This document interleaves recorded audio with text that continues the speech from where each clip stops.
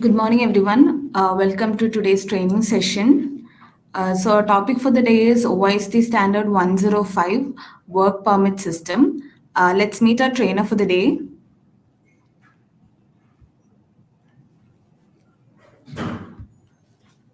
Our trainer for the day is Mr. Srinivasan V. He's working as a senior consultant, process safety engineering in iFluids Engineering.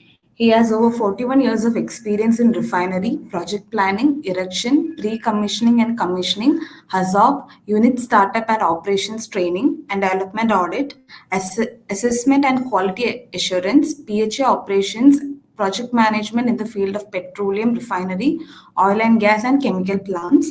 We heartily welcome you to the training session, sir. Thank you for joining us today.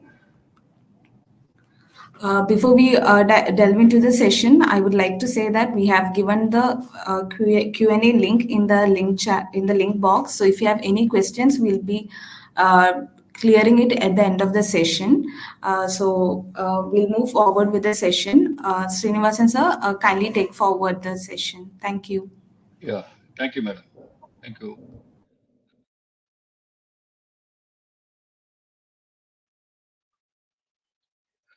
Good morning to all the participants who joined this work permit system session.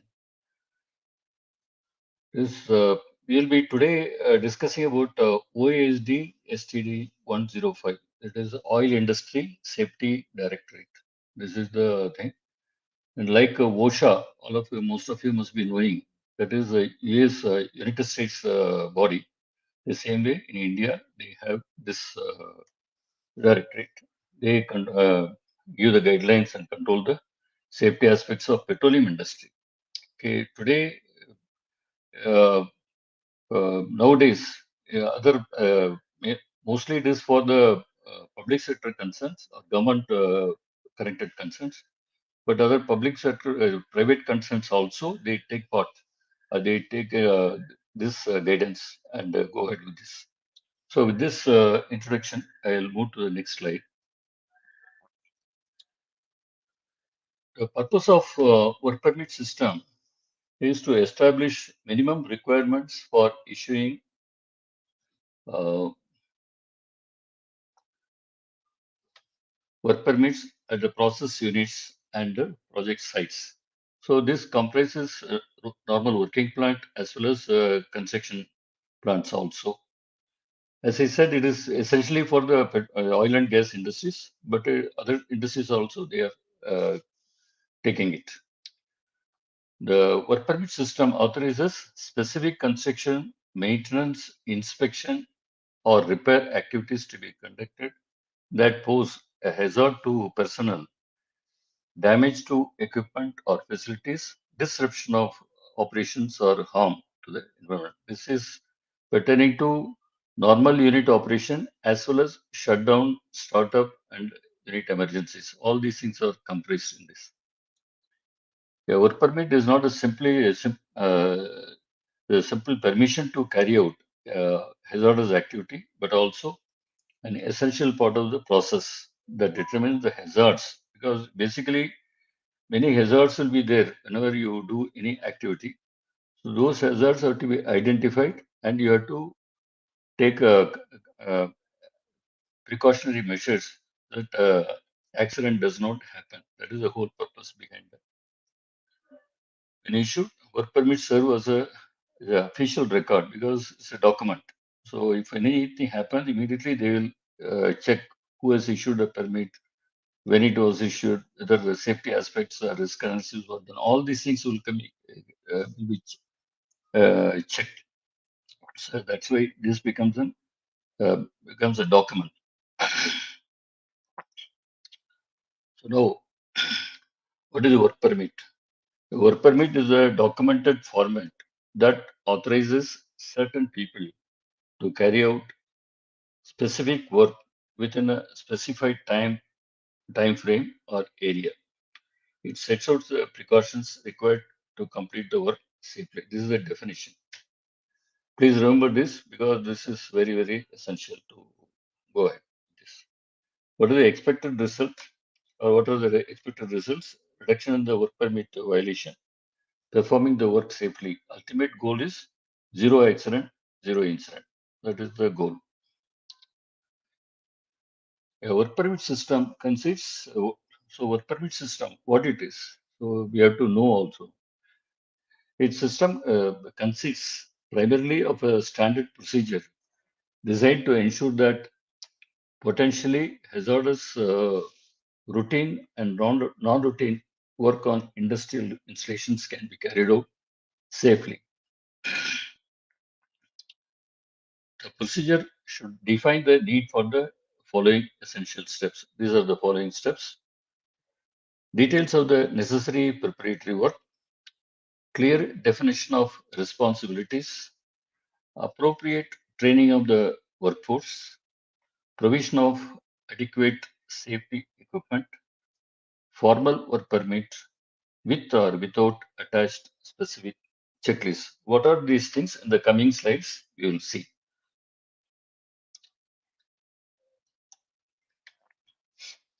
So when it is required, when work permit is required, this is required for all non-routine works.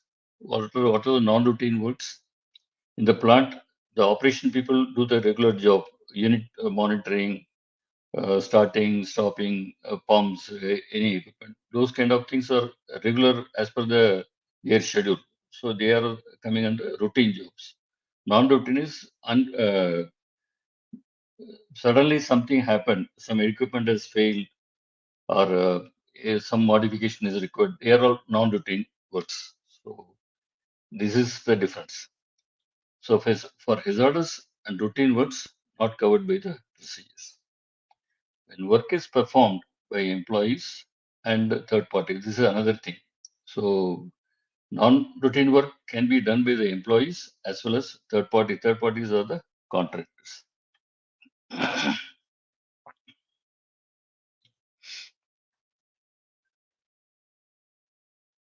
A work permit is required in case of, so what kind of work we are doing under the work permit. So work permit is required in case of potential oxygen deficiency or enrichment. See, for normal in the atmosphere, you have 21%. That is a normal thing. But in certain vessels or equipment, when somebody goes, this sort of oxygen may not be there. So that becomes oxygen deficiency atmosphere. Or some places, oxygen may be excess. That is also not good. So it should be within that 21% range.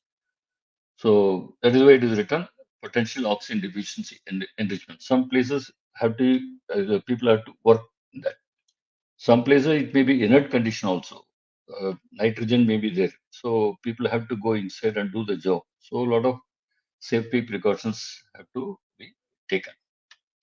Next is the potential flammable or explosive atmosphere. That a place where they are entering may be having the flammable material or explosive atmosphere, because even slight increase in temperature, it can catch fire or explode also. So that is all there. So those risks will be there. So they have to take adequate precautions. Next one is the potential high temperature and pressure. The high temperature pressures are part of this one. There also people will have to work. So they have to work, use protective clothing, and they have to protect against the pressure and all those things.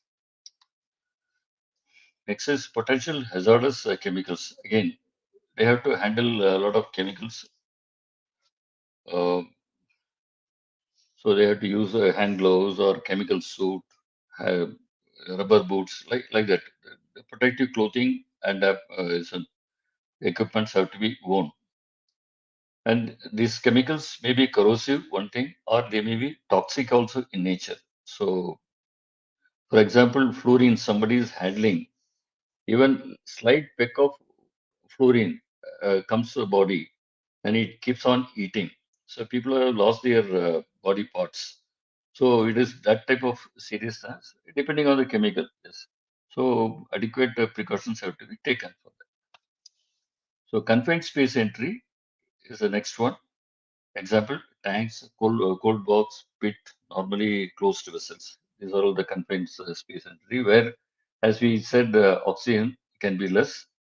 That is one. Second is it can have flammable or material or explosive material or pyrophoric. What is pyrophoric? We'll see.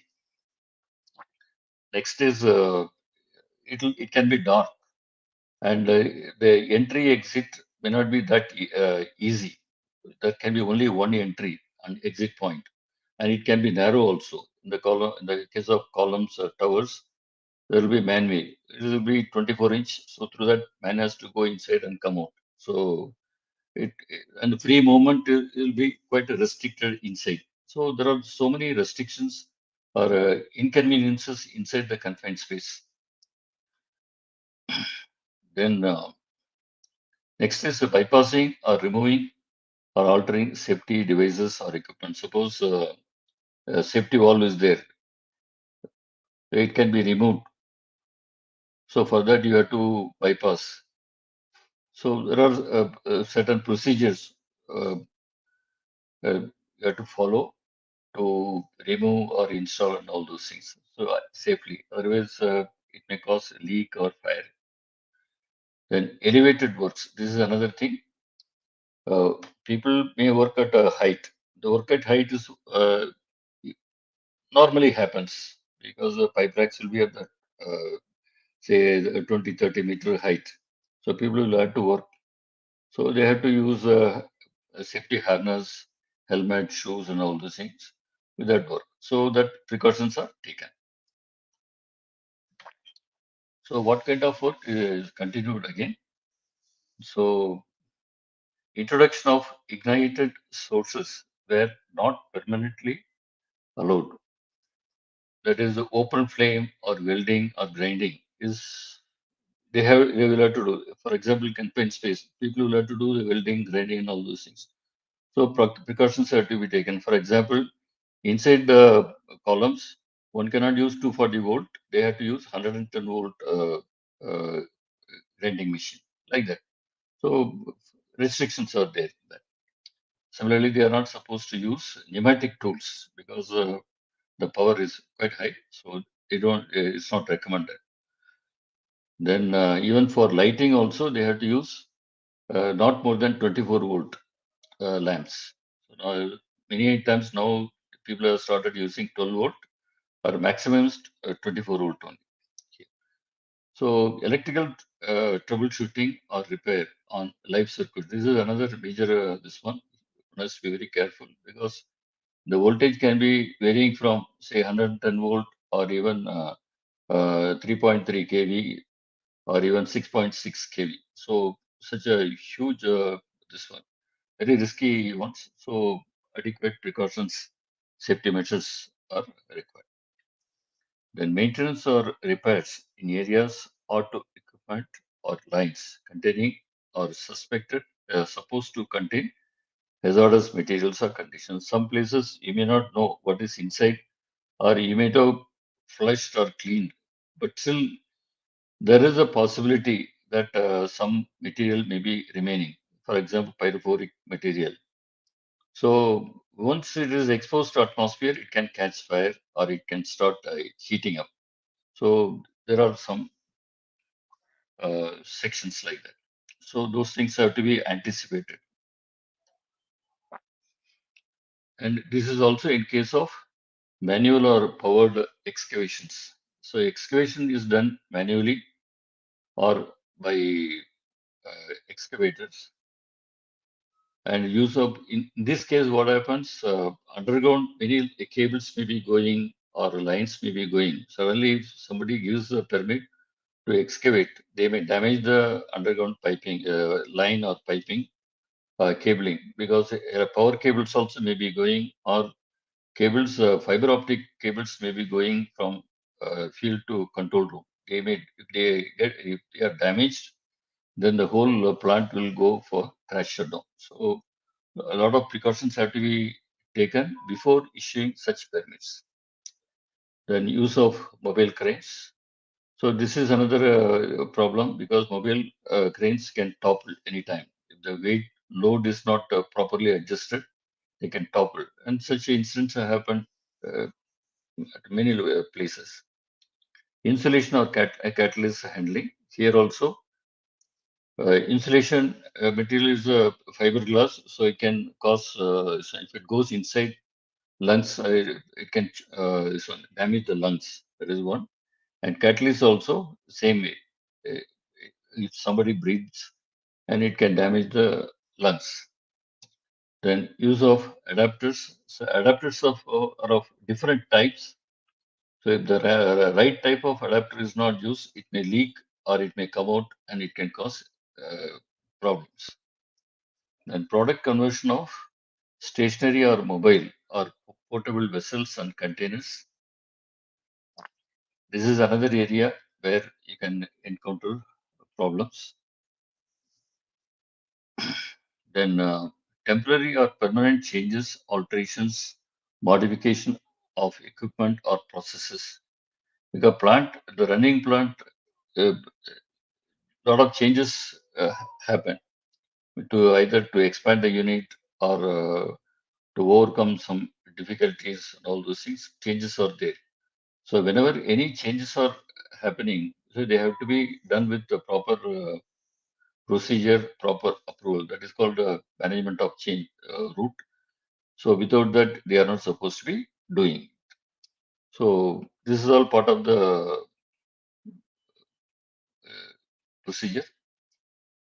Then exposure to traffic, because near the plant, if any vehicle is coming and if any gas is there, gas leak is there, the vehicle can get damaged, or due to the vehicle's this one spark coming from the exhaust, the plant also can get damaged, or big accidents can take place. So many places, many plants have experienced such a this one, scenario.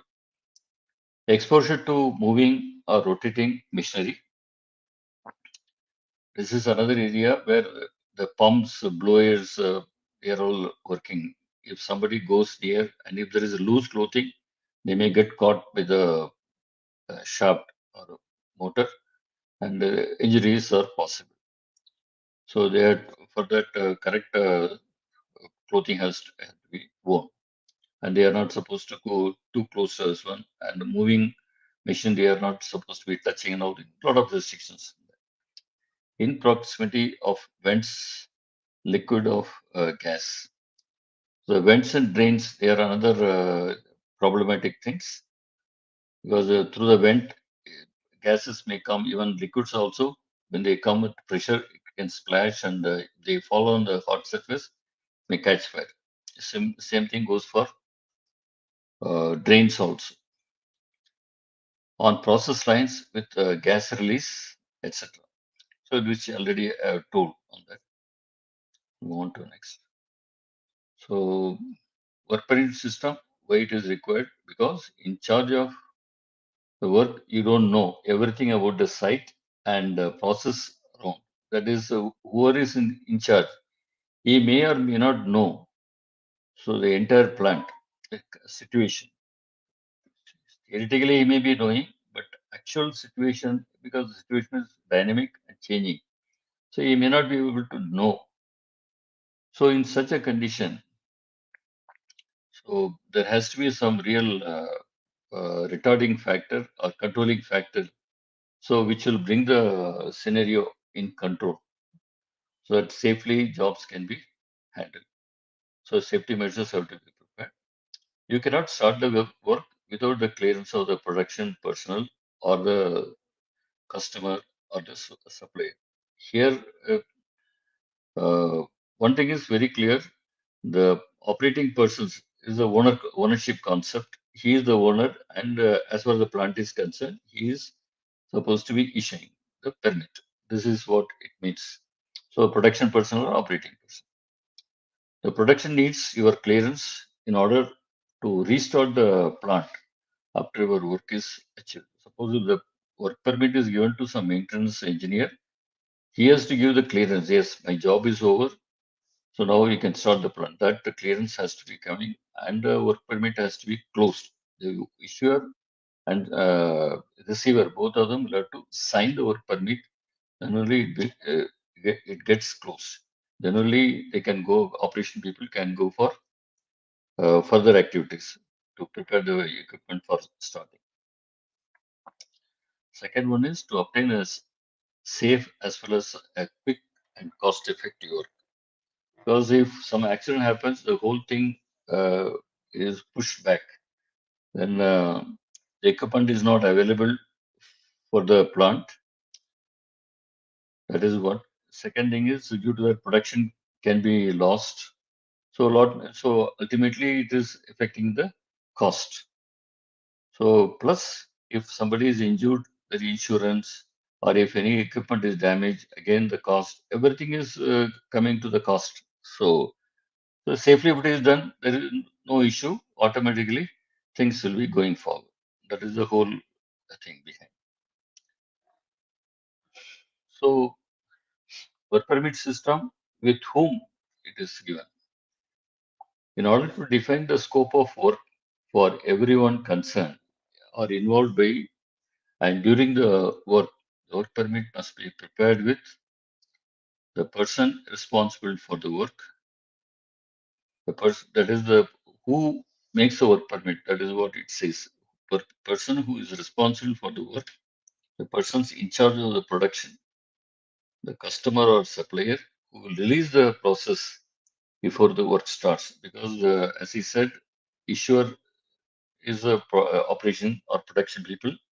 Receiver is normally maintenance people. So he maintenance engineer or maintenance supervisor, he releases the permit to the contractor. His people, they are going to execute the job. So sometimes what happens, a contract may not be there.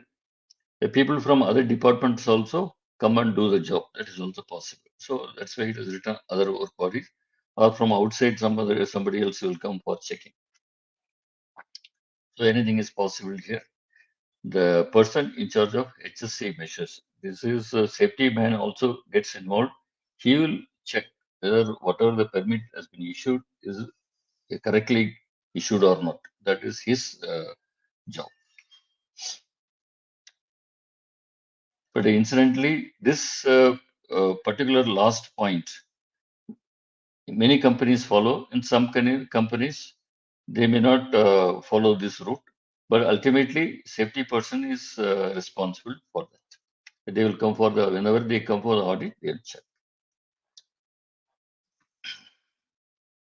So how the permit system works. Before issuing the work permit, you must describe the work to be done. That is what job is to be done. That is important. And list all the specifications and drawings which are required to be this one for that particular job. Issue detailed planning with all involved entities. Here, that issuer, receiver, even sometimes even the contractor also, or people from technical services also, they join. They together they discuss how the job has to be done safely, and including the safety man also will be present in that. So this particular thing is called the risk analysis, which you will be seeing later on. So this is the exercise. So detailed planning has to be done. Uh, So they will go first. They have to do this like that. That they the priority. If they skip any step, sometimes they may land in problem. So that is why this is to be identified in advance and determine the logging and tagging procedures. This is part of the logout and tagout. This one. So there's a clear-cut procedure on that. Uh, the people who are actually going to execute the job, they have to follow this, and also the issuer. The log system is there, depending on the place or depending on the company. But ultimately, log system will be there, or tagging also will be there.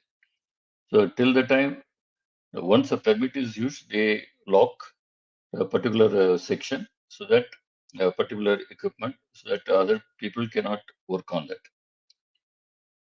It so happens 2 or 3 agencies may work on the same equipment, but here what happens? each section, say for example, mechanical maintenance or electrical maintenance or instrument maintenance, if they are if they have to work on the same equipment, each one will have to put their lock and tag. Once the job is over, they can take out, but ultimately the key will be with the operation guy only. So unless he uh, clears, equipment cannot be started. So each section will be giving the clearance to the operation man. My job is over, like that. So for them, permit should have been issued. Yes. Ultimately, he will know whether that job is done totally. So this is very important aspect here, because previously this sort of uh, uh, discipline was not there. So many accidents had taken place because of this. Then next is filling together with a work permit and sign. As I said, issuer and receiver will have to sign the work permit, and start of the work must be authorized by production or issuer, because somebody has to issue. And some for the critical jobs, one more level is given. So either production person or deputy manager or DGM, depending on the criticality of the job, they will have to sign. So they will know the job is going on. And the restart of the process must take place after the work is finished, which I already told. So for work permit system, review of flow sheets, drawings, and specifications. This already I mentioned earlier. The purpose of the review is to ensure all key persons are involved in job planning, in the job planning, have a thorough understanding of the job. This is whoever is coming for the particular meeting, they must have the thorough understanding of the job to be done. So this will be included with process fluids and materials involved, degree of isolation, effect of other processes, power supply isolation, specialist advice, location of underground services. 1 minute.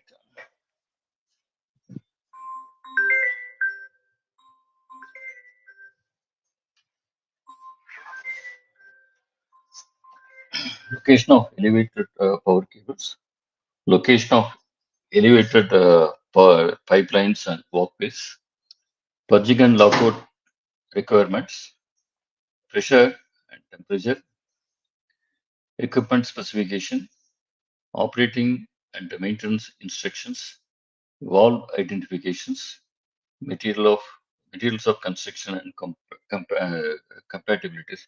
I'll just quickly explain process fluids and materials. This it can be hydrocarbon or it can be hot water, whatever it is, or steam, whatever it is. That is the material involved. Degree of isolation, whether you are going to put a blind. Isolation can be done in several ways. If the pipeline is to be isolated, either you can put a double block wall with a drain. That is one type of isolation. Or you can put a slip line on both sides and do the job. That is second. Third is you can disconnect the line itself, the other sections, and do the job. So there are different variations. So if you put only the slip line and do it, because mostly it is all done that way, but the slip line has to be a standard one, conforming to rating, pressure, and material of construction. This one. In addition to that, your gasket also must be a standard one, conforming to the pressure, temperature, pressure. Uh, uh, this these ratings and the material of construction also. Normally they use the metallic gasket, and not only that, the bolting also, nut and bolt also have to be of the same this one. So there are so many restrictions on that. So many times what happens, they put a small plate and leave it, so that will not work because gasket can leak sometimes and it can cause problems. Next is effect of other processes. If definitely other side the process may be going on, the equipment is not isolated, you'll have problem. So isolation has to be really thorough. Even by mistake also, if one line is open, then suppose if the welding is happening, it may cause explosion or a fire. I can give examples on this actually. Uh, in one of the Indian refineries, this is what happened in the hot sphere, 12,000 tons of LPG sphere. There was a work was going on because sphere was open and having some LPG gas. They were actually trying to put nitrogen and remove. And there was one line just having isolation. After the uh, isolation wall, after the line that they want to cut the line and replace. So the permit was issued at that time. Previous day, as explained, people had come together at the site and explained and understood what is the job to be done and all those things. Next day morning, permit was issued. Unfortunately for them, the contractor, whoever had come to execute the job, he cut on the other side. So the moment he cut the line, there was a spark inside, and that was sufficient for the uh, explosion to happen in the huge sphere. That the sound could be heard about 7 kilometers far. So that is the effect of this problem. So isolation is very, very important. So location of underground services and specialist advice. Some place sometimes you will need technical services people. They will can advise. This is a problem here. You'll have to take care. So it can be from not only technical services. Anyone outside party also can be called.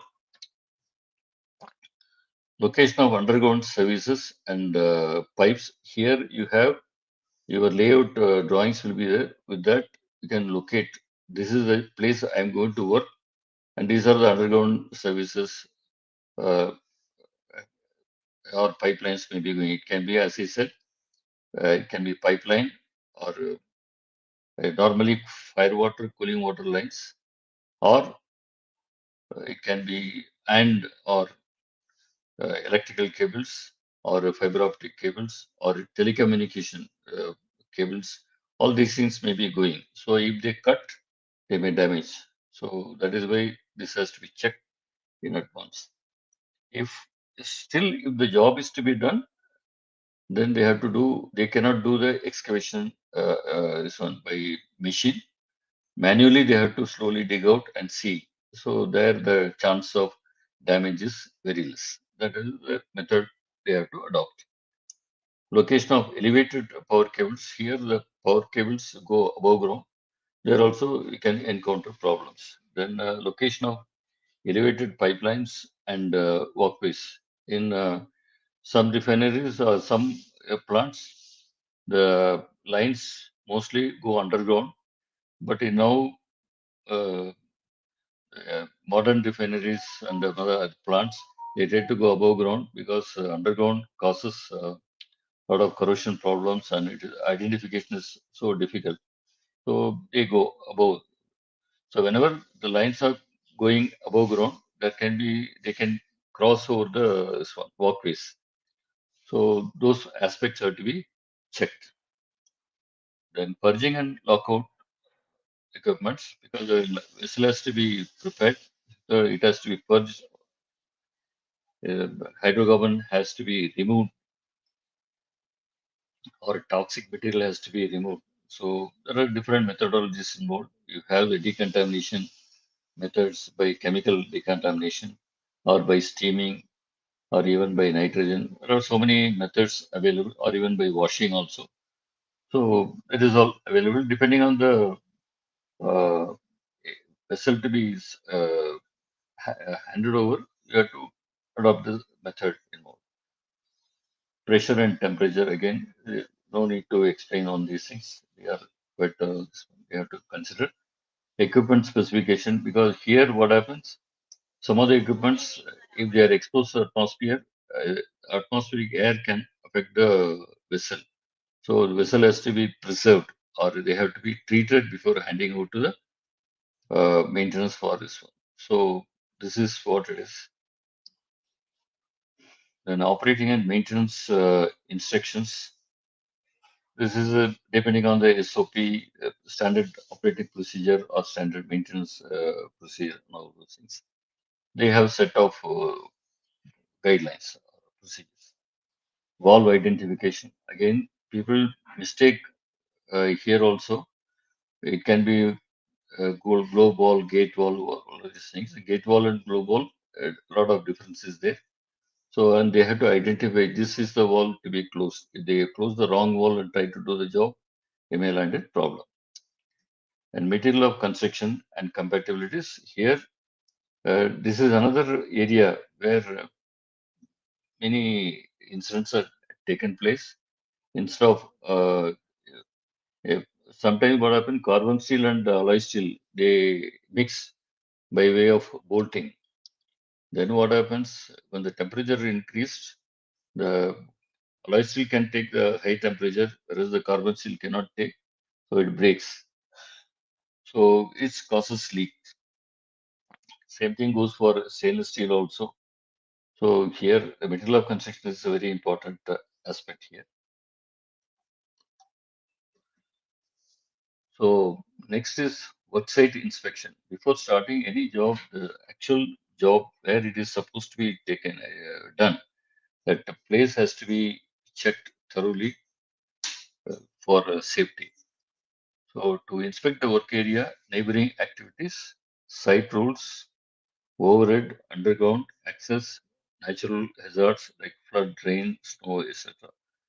Okay, already we have seen many aspects in the previous slide. All these things are applicable here. And in addition to that, if any gas is leaking, gas can come from not only from the leak, it can, there are a lot of sewers and drains may be open. Suddenly, due to operational problems, if drains uh, can release gas. So these aspects also have to be taken into consideration. So before doing any job, all this, so that's why the actual site has to be inspected before taking the decision to do the job, work permit, issue the work permit. So this has to be done with the issuer as well as the executor or maintenance engineer, so that they will know exactly what is the problem. To identify potential hazards, there is flammable, oxygen, toxic substances, confined spaces, electricity, pressure, temperature, moving objects. Here, other things are uh, eh, eh, is on, already we discussed. What are the moving objects? Because uh, the crane is moving. The crane boom has got some bob. If it is not held tightly, it can dangle here and there. That can hit someone. So this is the problem. So like then just telling one example. So this is the problem with the moving objects. Similarly for the hydraulics. So one has to be very careful. Person has to, like a pilot has to go before that vehicle so that this thing does not happen. Traffic and falls and trips and slips. These are all part of the this one. Trip is a small projection. If somebody is walking, he may just fall down. And falls also, he may fall from the height. That is one. Or slips due to skidding. If the area is slippery, a person walks, tries to walk, he may slip and fall down. So there are many aspects in this.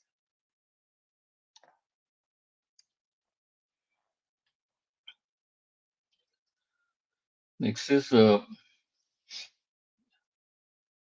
work permit system, work procedure, job safety analysis. What is the job safety analysis? Preparation of detailed work procedure is essential to ensure the work will proceed safely in a planned and logical manner. As I said, they have to see one, two, three. This is I had to do this first, second, third, like that. So that is very important. And the following requirements have to be considered: reference drawings, timing of various operations, details of special equipment needs to inform local authorities, safety precautions, equipment, emergency procedures, etc. Reference drawing, already I have told. Timing of various operations. For example, I can give the one example. When the refractory drying out is going on, that time that dry out is not a straight going from 0 degree to 600 degrees. It has to be done in several stages. So, for example, I'm telling. So it has to be raised to say 100 degrees, then cool it for wait for 8 hours, then raise the temperature to 240 degrees like that. So these are the timings. So that is how they have to plan their activities. Details of any special equipment which is required for doing such activities for that particular job, because grinding machine also has got a different types are there, so they have to bring the particular one. It depends on the team. They have to decide what type of tools they have to use and needs to inform local authorities. Sometimes what happens, there is a chance of leak or release, so they have to inform the local authorities. Though outside people also will be cautious, especially if it happens within the periphery of the this one. It is all quite possible. So they keep the authorities so that they will know. They can local authorities can inform the villages nearby and all those things. So they will be cautious. That is the whole thing. So damages will be bare minimum. And safety precautions and equipment is all part of this one. And the emergency procedures. See, this is the backup. In case something happens, what you must have already the backup arrangement. So you can this damage control.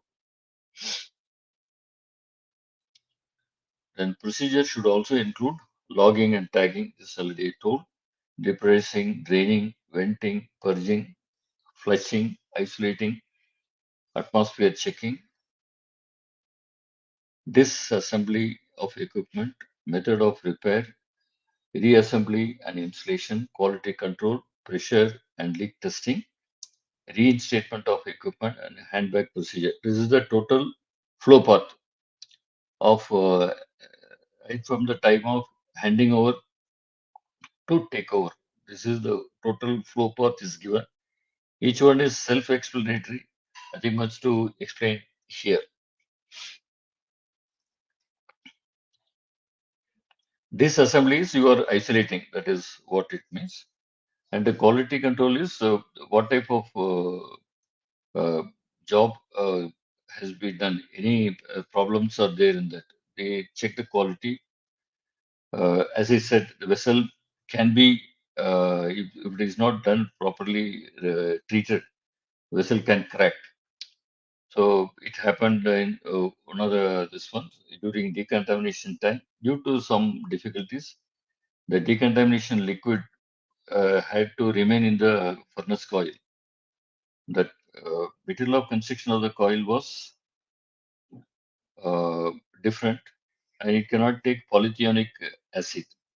So polythionic acid formed, and coils developed vertical cracks. So more than 50% of the furnace coils had to be replaced because of this. So here the quality control really comes in the picture. People who did not know that such thing happened, then they understood.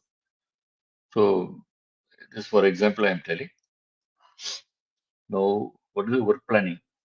What is the work scope has to be defined, and review of drawings and flow sheets, and inspect the work site. All these things we already seen.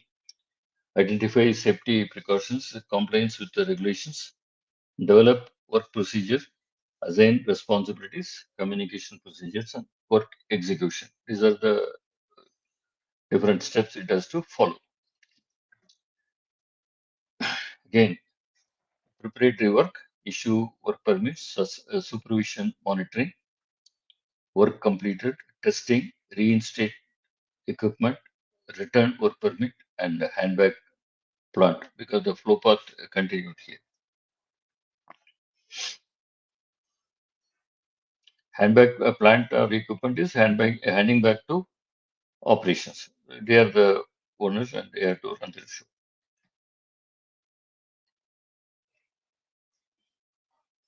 Now, what are the types of work permits? So far, we are discussing about the permit, this and that.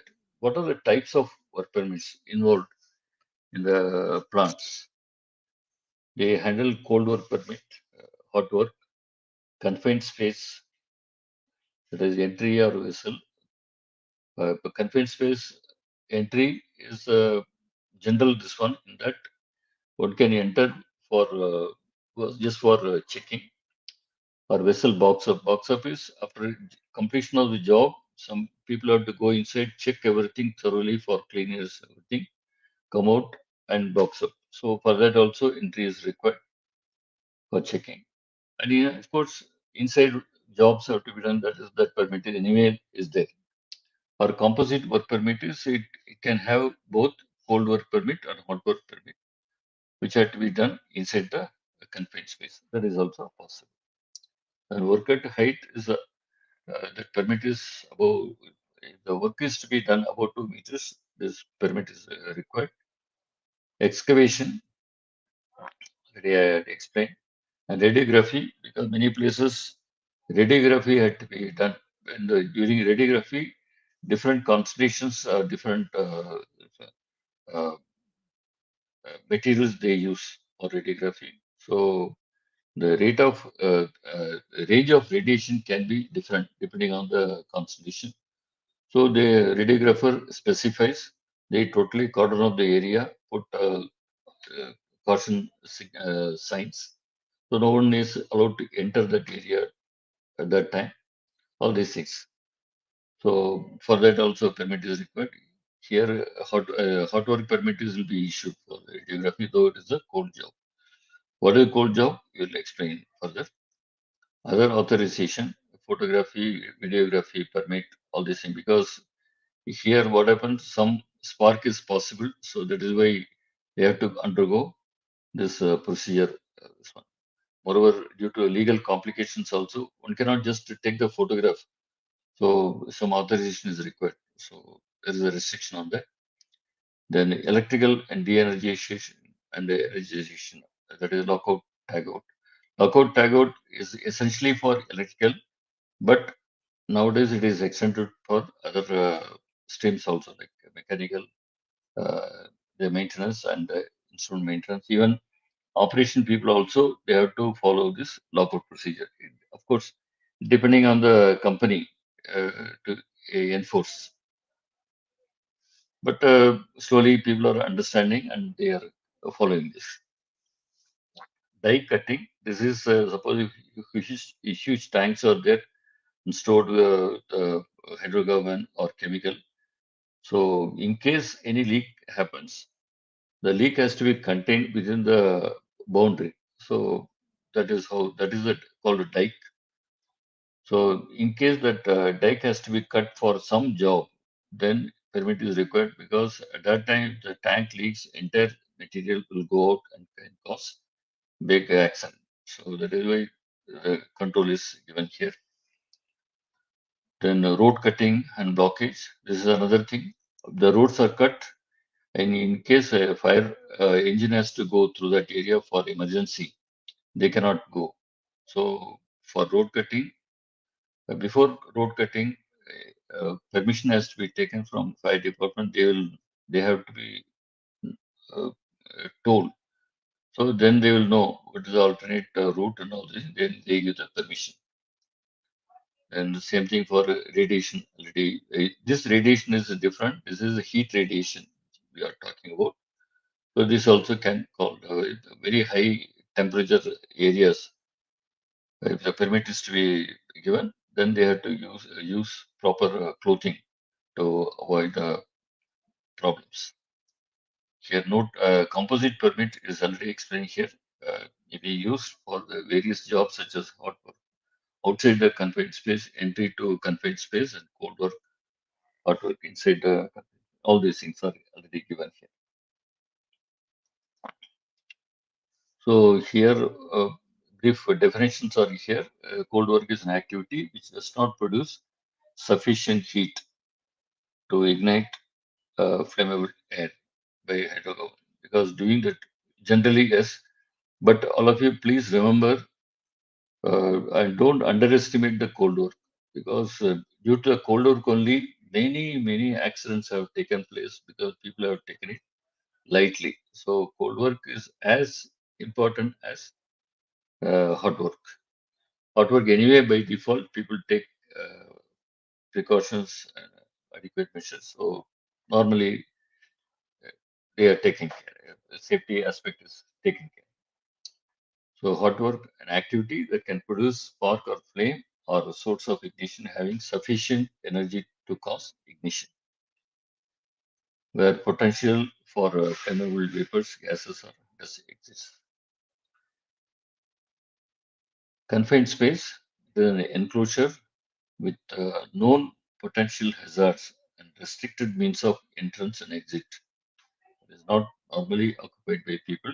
People cannot just go there and sit. It is not that. It is usually not well ventilated. As I said, air movement is quite restricted. Oxygen can be quite low. So frequently, oxygen test has to be taken in such places and ensure that adequate oxygen is available. Otherwise, people will be asked to come out and air circulation will be increased. They will recheck. If it is okay, then only people will be allowed to enter inside. This you can experience in a large diameter vessels or columns, like a vacuum column. The diameter can be even 12 meter to 14 meter. In such case, the manway is at one side, the far end, that will be at the 13, 14 meter. So air circulation can be a real problem there. People are experienced and told we are not able to breathe freely. So these are all the issues here. And the exposure limit, measure of the maximum airborne concentration limit for toxic substances to which a person may be exposed. What is that? We'll see. Exposure limits are usually expressed as parts per million or milligrams per cubic meter. That is LEL and all those things. So in the next few slides, we will be seeing that lower explosive limit is the minimum concentration of vapor in the air or oxidant, below which propagation of flame does not occur on contact with an ignition source. So they do the gas test to ensure that what is the LEL, this one. If it is the LEL level is more, then it can cause explosion. But irrespective of that, people don't take any chance. They will like to have the LEL zero, because when during the operation, during the job or the execution of the job, suddenly if the gas increases, no one can guarantee, and that can be a problem. That is why they ensure that they will try to keep the LEL zero. The issuer is the designated person authorized to issue work permit. Issuer is who is authorized to receive work permit. Then pyrophoric substance, which already I was mentioning, substances that ignite spontaneously in air at ambient temperature. Uh, Generally, for oil industries, the iron sulfide is one of the main culprit here. If it is there, when when it comes in contact with the air, it starts smoking and it starts heating up and finally causes fire. So, and another pyrophoric substance you can see is not generally here in special sort of, plants. They use where they use tea. Steel also is a pyrophoric substance. So they have to handle it very carefully. And PPE is personal protective equipment, safety goggles, apron, safety shoes, chemical, generally safety helmet, safety goggle, safety gloves, and safety shoes. And plus the overall. These are the personal PPEs. Other things, as per the job requirement, they can use chemical suits and other things. That is additional. Then SCABA, self-contained breathing apparatus, where oxygen is less.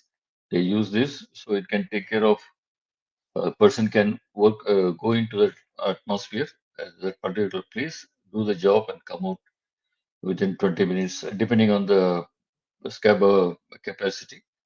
He will have about 20 minutes time and there will be alarm also. So he will know he has to come back. So this uses normal air only. No oxygen is used here because it has to go for breathing, normal breathing. Exposure limit, measure of the maximum airborne concentration. This is repeated here. Upper explosive limit is the maximum concentration of vapor in air, by which a propagation of flame does not occur on contact with and ignition source. This is usually expressed as a volume percentage. Like LEL, this is the upper limit. Then what is the JSA? Job safety analysis, a risk assessment of the works to be done. This is to be done before actually issuing the work permit. This is very important. Or in between when the job is going on, if they alter the job, that time also this analysis is very essential that they can take corrective actions, safety measures, and go forward. So routine work, which does not vary. This I already explained on this. It does not vary in execution and reoccurs within a specific prescribed and repeated cycle and conducted in areas where which the work is normally conducted and there is the operating procedure. Operating procedures, the operating plan they use standard operating procedure SOP and conducted by personnel trained to perform the work. This is very important. People who are working in the plant, they should be fully trained about the SOP working in the plant. They should have undergone plant specific training. That is very important. And it is conducted by personal resident at the site. That is, those who are working there, they have to be doing that. Then simultaneous operation. This is very, very important. Suppose one job is work permit is given for at one location. Nearby, some other job may be going. So this may clash with that. I'll give the case study later on at the end of this session. You will understand what it means. So this should be, if that happens, then risk analysis, thorough risk analysis has to be done to avoid mishaps. Site representative, site manager, or delegate for staff facilities. For unstaffed facility, it may be work clearance issuer, or permit issuer, as a, depending on the size of the company, what is the manpower, and all those things. These are all these are all as per the OISD guidelines only. And hazardous area in which exposure atmosphere is present or may be expected to be present in quantities such as to require special precautions for construction, installation, use of equipment. We already explained on these things. Energy systems, the systems by which other uh, system which by their nature contain energy, that is hydraulic, mechanical, electrical, potential, pneumatic, because systems may be under pressure. This is what it means. If that happens, then if suppose if there is a leak, it may cause damage. For example, a person was hydro test was being done on the pipeline at a 40 kg. The- For hydro test, they have put a blind, and this worker, he was not knowing that. Unknowingly, he was instructed to remove the blind. He removed the blind. In the process, what happens? That 40 kg contained in this one, it blasted on him, and he hit the opposite wall and died. So this is the thing I'm telling this example. So like, this is pressure energy. The same way it can be temperature, it can be any other thing. So one has to be very careful on this. Or in the case of pneumatic hydro test, pneumatic test, normally it is not advisable. Someone in the hydro test, what happens? The moment slightly fluid is released, pressure comes down immediately. It doesn't have any much impact. Where in the pneumatic test, the stored energy is there, especially in the big pipelines. So it can go like a bomb. So one has to be very careful with the pneumatic testing. A lot of restrictions are there for this. Now, further it is explained, cold work falling under the category of cold work such as opening, this flanges, uh, process machinery, blinding, deblinding, tightening flanges. These are all coming under that category. And for issuing work permit, 2 copies per minimum had to be given. One will be the original, the other one copy will be with the issuer. This is for reference. Same thing for the hot work permit. All hot work such as welding, grinding, gasketing, burning, shot blasting, all these things fall under this category, and including operation of petrol or diesel driven vessels, vehicles, equipment in hazardous area, all these things coming under. Here you must have 3 copies, one original plus 2 copies. So uh, the color coding also is the color different to differentiate. Main thing is wherever the work is being done, this work permit has to be displayed at the work spot. That is very important. But if it is not there, then no one will know who has authorized and all those things. Because audit people come and check, they may raise objections. So at the work spot, the work permit is to be displayed. Then excavation work, regardless of the depth, permission from various sections shall be obtained with the precautions to be taken. In the olden days, up to 6 inches or up to 1 foot, it was allowed just like that. You can dig. Now that is all gone. For even for any depth, that permission has to be taken. That is the thing. That is a new regulation. So this is for sewers, telephone line. This already I have explained. Then confined space entry. This permit is required for the protection of personnel entering a confined space, such as vessels, boilers, storage. They are all considered as a confined space. Not only that, this is the vessel, but inside, the suppose the trench is there. That is also considered as confined space because he cannot just come out.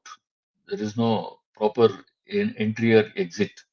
So that is also considered. So precautions have to be taken in advance. And I explained already, 12 or 24-volt lighting only is allowed for confined spaces. It's a very essential thing. Then excavation, more than 1.2 meter deep, entry on floating roof tanks, where the roofs, this is the oil moment and storage areas. The, to prevent hydrocarbon wastage or vaporizing, they have this sort of arrangement. The roof will be going up and down with the liquid level. So that is type of arrangement here. The roofs are more than 3 meters down from the top. Space located below ground level, such as pits, drains, channels, etc.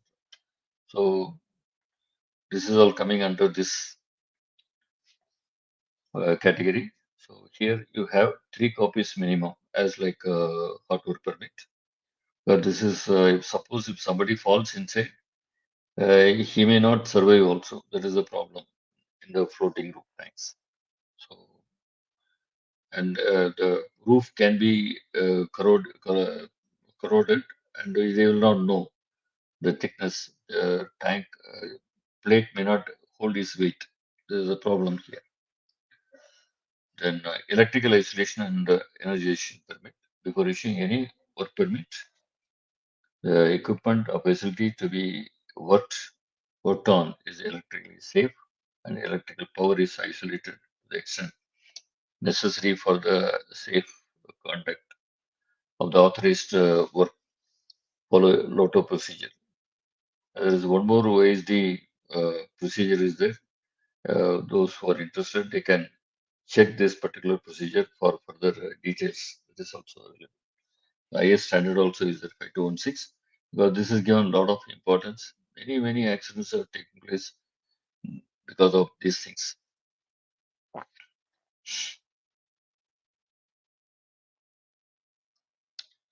Then work permit system, safe execution of the work. Safe execution of the work. The person responsible for planning must carry out the following actions. So these are the actions he has to do. He has to define the scope of work, identification of personnel and equipment, who will be working, what equipment he will be using. All these things have to be defined.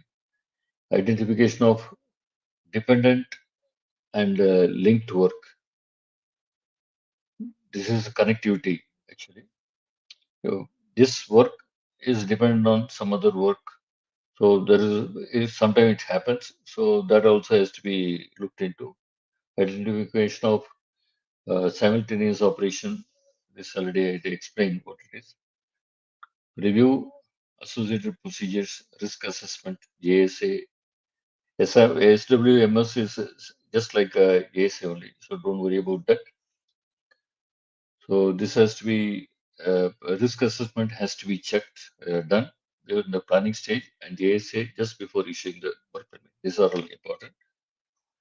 And define any regulatory requirements, inspection of the work at site. All these things that we have seen earlier. Conduct a risk assessment of the task, implementation of control measures, including isolations,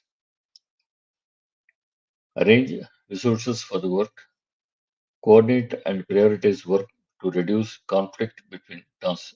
This is just like SIMOPS, item D, conflict between tasks. Then return to normal operations, including testing and commissioning activities as applicable. And lastly, appropriate stakeholders have been notified by the activity and or the impact of the activity. Here, the RASI, most of you may be knowing, that is responsibility, accountability, communication, information. There are 4 categories. So they have to follow this protocol.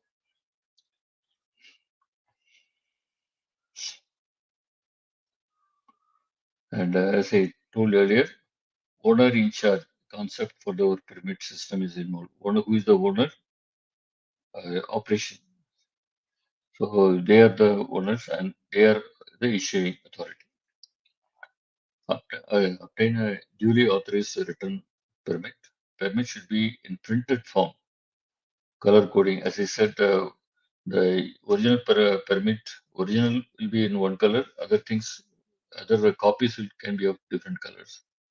So this is to identify which is original because people who are working, they may not know the which is original and all those things. That's why. And serial number of all permits and general instructions. These are the requirements. Carefully and accurately fill up the work permit in clear writing. Provide the complete information. Attach sketches. and drawings, diagrams, use supplementary formats and checklists. So whenever you issue work permit, you must attach the relevant sketch or drawing. And sometimes in the PNDD also you can mark this is the place I'm going to work. These are the isolations like that. So people will be very clear. If any format is required, that also you can attach. Because people who are going to execute a job, it will be easy for them to understand what job they are to do. Now, work at height shall be carried out in accordance with the provisions of OISD standard 192. So we can refer this particular standard also because uh, many accidents have taken place. Many people have fallen from work height. That's why it's given uh, really importance. And those who are working at height, they have to use safety harness. It's not safety belt. Safety belt is different from safety harness. Safety harness is more safe. So nowadays, previously people are using only safety belt. Now safety belt is gone. Safety harness only has to be used. So that too, it is connected along with the lifeline. That even by chance he slips also, the lifeline will protect him, protect his life. So you can check up at your establishments whether these are all uh, in uh, in place or followed. And no hot or cold job shall be undertaken without work permit except designated areas. That is a non-work areas where there is declared this here you don't need a work permit. Such areas, yes. And all work permits shall be issued by the authorized person of the area where work is to be carried out. For critical and for long duration work, the authorizing level has to be elevated. This already I had mentioned. For, for example, in a nitrogen atmosphere, people have to work. The plant engineer, just by signing, he cannot issue the permit. It is not valid. So, based on the company, they would have put this one levels. Maybe that the plant HOD has to sign the permit, or even the chief of the company has to sign like that. There are so many levels depending on the procedure protocols. So it is that. So because directly it involves with somebody's life straight away. So the critical levels are there. The next is the job plan. It is to be done either departmentally or through contractor. This we have discussed. Then display plot plans at the fire station and control room. This is important because in case somebody says he has to work in this area, so the fire station will know on the plot plan, this is the area. Or if any road blockage is there, then they will know this is the alternate route. They will have to suggest those people. Barricade has to be there. All these things will be part of that. Same thing goes for the control room. So because control room is the central place where people come and for all these things. And periodic checks, safety officer, fire officer authorized, they go for audits or checks to ensure things are going the right way. And periodic checks by the issuer also he will go. Suppose if engineer is there, he also when he goes for routes, he will check work is being done safely as per the uh, instructions given in the work permit. And work permit validity, initially it is used for a period of 8 hours and renewed subsequently for one more shift. Because if it is given in the day shift or morning shift, the evening also you can continue. But for continuing the job in the evening shift, he has to take the permission. He has to from the shift engineer. That is the practice. Then on need basis, cold work permit can be given for 7 days period, depending on the instructions. Then obtain clearance for every shift. This is very, very important because otherwise shift engineer will not know such job is going on. That is why this uh, restrictions have come.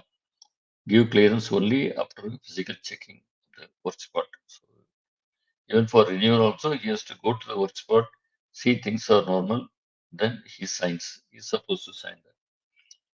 Then barricade of construction activities, non-operating. This already mentioned sometime back. So they have to entirely barricade and put the caution boards, do not enter, and inside the area they work. So that is permitted by the top man. And confined space entry. For confined space, already I explained in detail. And this is about the gas test. Given the explanation, LEL, lower explosive limit. This already told we have seen. TLV is a threshold limit value. It is a maximum permissible concentration of toxic substance to which exposure of a person no adverse effect on health for working 8 hours per day. This is the definition. So TLV also is given in the table. You can see what is the TLV value for each material. For H2S, it will be like a physical. This it will be like smelling like a rotten egg. And the LEL is 4.6 to 46. Then TLV is 10 ppm and STEL is short-term exposure, that is maximum permissible concentration of a total substance to which exposure of a person for a period of 15 minutes. Uh, 15 minutes, how much maximum concentration you can expose? That is what it is. First cell is 15 ppm. Ideal is ideal H, immediate danger to life and health. Uh, this is 300 ppm. Like that, the table clearly shows. And for gas test, as I said, LEL%, though it is allowed for hot work 0 to 1%, normally people try to be on the zero only. For confined space, also it is like that. No one wants to take any chance, though it is given. And for oxygen, definitely it should be more than 19.5. Definitely more than 19.5, below which permit cannot be given. Okay. Review of potential hazards and safeguards. So prior to starting work, this is part of the JSA. And confined space entry and work requires entry to confined space. A permit system shall address both the hazards of entry and of doing work inside confined space and provisions for rescue. Here, for confined space, there are some other things also I'll have to tell. Um for uh, large towers or long towers, they use exhaust fans. They suck the air, outside air, and it throws out. So circulation is maintained. That is one thing. Second thing is uh, that standby is kept outside the manway. So he is the person who will be in contact with the person who has gone inside. So continuously, he will be making contact. And not only that, this person will control the entry of the people. So he will take their identity card and all this thing. Otherwise, what will happen? Who has gone inside, no one will know. So that's why he keeps. So we will, at any point of time, people will know how many people are working inside on this identity card. Third thing is, in case the inside person got into problem, how he will communicate? He can communicate by different means. One is he can carry whistle, or he can have definitely must be carrying a torch because areas will be dark.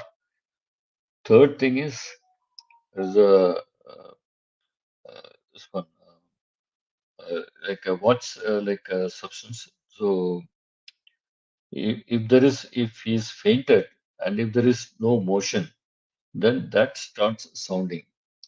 So that sound is so terrible. So anyone will hear. So outside person can hear and call for help. That is why it is called uh, distress. This one, for distress, it is used. So they are supposed to carry this. Similarly, for work at height also, if uh, people uh, use that fall arrestor, even by chance they fall also, it will not allow them to touch the ground. At one particular height, it will not allow him to go further down. That is called the fall arrestor. These things are all used. So you can check in your companies where whether these systems are used and all those things. These are all to provide safety to the people. Hard work in confined space. Here, as I mentioned, 110-volt grinding wheel only has to be used. And welding, of course, welding cutting. But here, another thing, why I was mentioning about the exhaust fan, because during welding and cutting, a lot of fumes get generated. So if they are not removed, then one cannot work freely and the oxygen will be less. So this is another reason that exhaust fans are provided. And why that voltage limitations are there? Because 12 and 24 volt, if people live very short circuit is there, people can get electrocuted, but damage is bare minimum. So shock effect will be less. That is why 110-volt also is allowed on that basis. And ensure that cylinders, oxygen, acetylene, nitrogen, argon, etc., are kept outside. No cylinder is supposed to be taken inside, because if the cylinder explodes, it will cause a real problem. So that is why they have to be kept outside, and the tubing, through the tubing only they take gases inside, and through hoses. And flashback arrestor should be provided for cutting torch. This is the builders, the cutters, they have that arrangement. And for work in close proximity of a public road, which already explained actually that.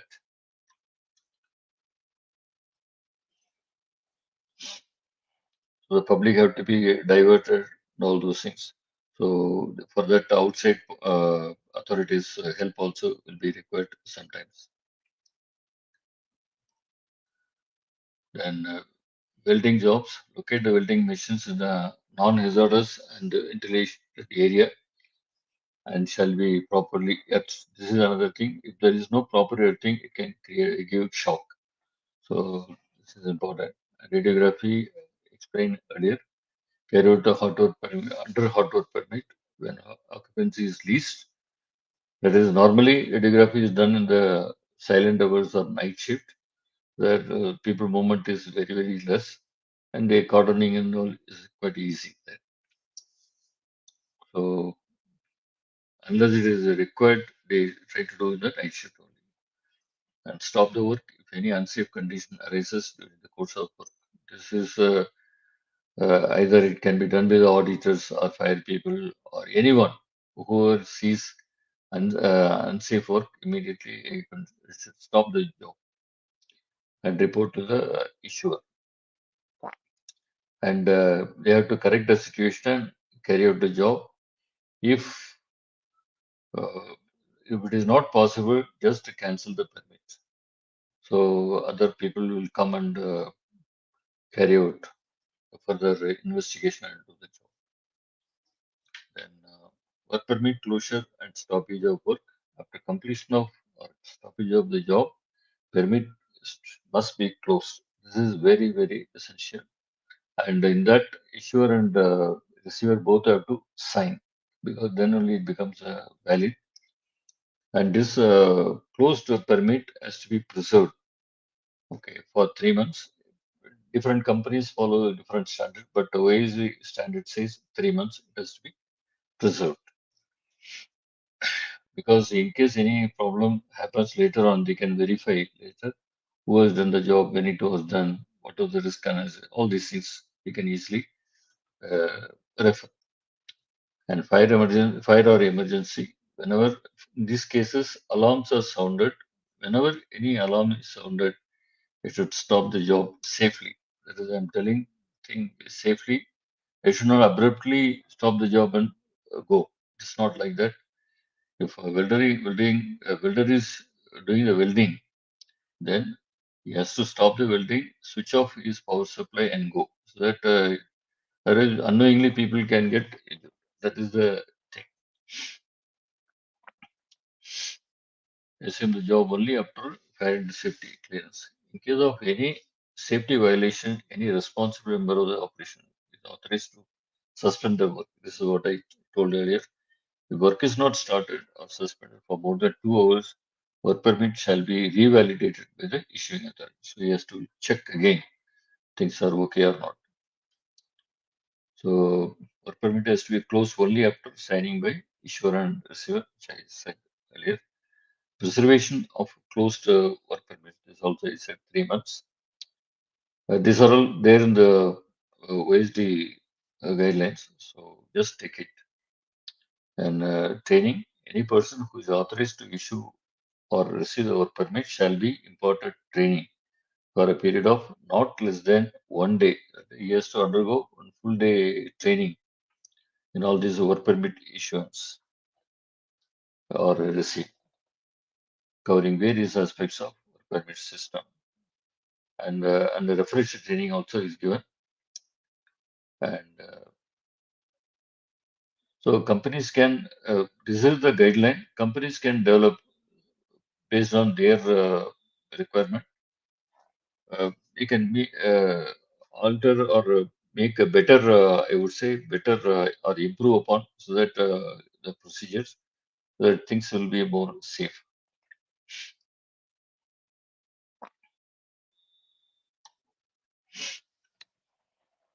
Then these are the explanation for some of the activities. Exact location is exact location of the area, the unit in which the work is to be carried out shall be written in the work permit. So the work permit one has to clearly write where the job is to be carried out, and this will be substantiated by either a layout drawing or PNAD, all those things clearly should be marked. And you may keep the attached SOP also. Right? The SOP also may contain the diagrams. That is also there. Then description of work. This is part of that only. You have to describe the exact job to be performed. Then attach the sheets and equipment at the area inspection. Uh, Together they have to go there. Issuer and executor they have to go and check the area. And surrounding area is checked and cleaned. So what happens here? The nearby there may be drains or vents, whatever they may be, or sewers. All these things have to be covered in case any hot work is to be done. That they don't throw gas just like that, and they have to be kept wet. That is another important. Or if, and housekeeping also is an important aspect. There should not be any combustible material nearby because they may catch fire. Combustible materials are like oil, rag, grass, etc. Okay, oil soaked insulation is one of the standard problematic thing. Or sometimes they may accumulate pyrophoric material and keep it nearby. That may cause catch fire, just like that. So these things have to be. So unless you one goes to the area, you will not know. If he issues the permit sitting at the cabin, he will not know all those things. He has to inspect going to the area.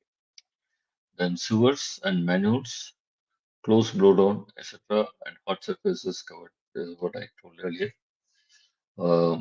Result from uh, other routine, non-routine operations considered and portions alerted. This is part of the simultaneous operation. And equipment electrically isolated and tagged. So Lotus system has to be followed. So they use the lock system so that even by mistake also they cannot just open it. And the other standard practice is, suppose if the electrical power supply is put off from the electrical substation, from the field, they press the button. After getting the information, they press the button, the start button, the field, and see actually it is isolated or not. This is really a foolproof system, and many places they follow this. Those who are not following, they can start following this. So it will be reconfirming that yes, really power is put off, because several times it happened. Even though electrical says it is put off, the breaker is off, but still power is on, because wrongly they would have put some other breaker. So people got into accidents like that.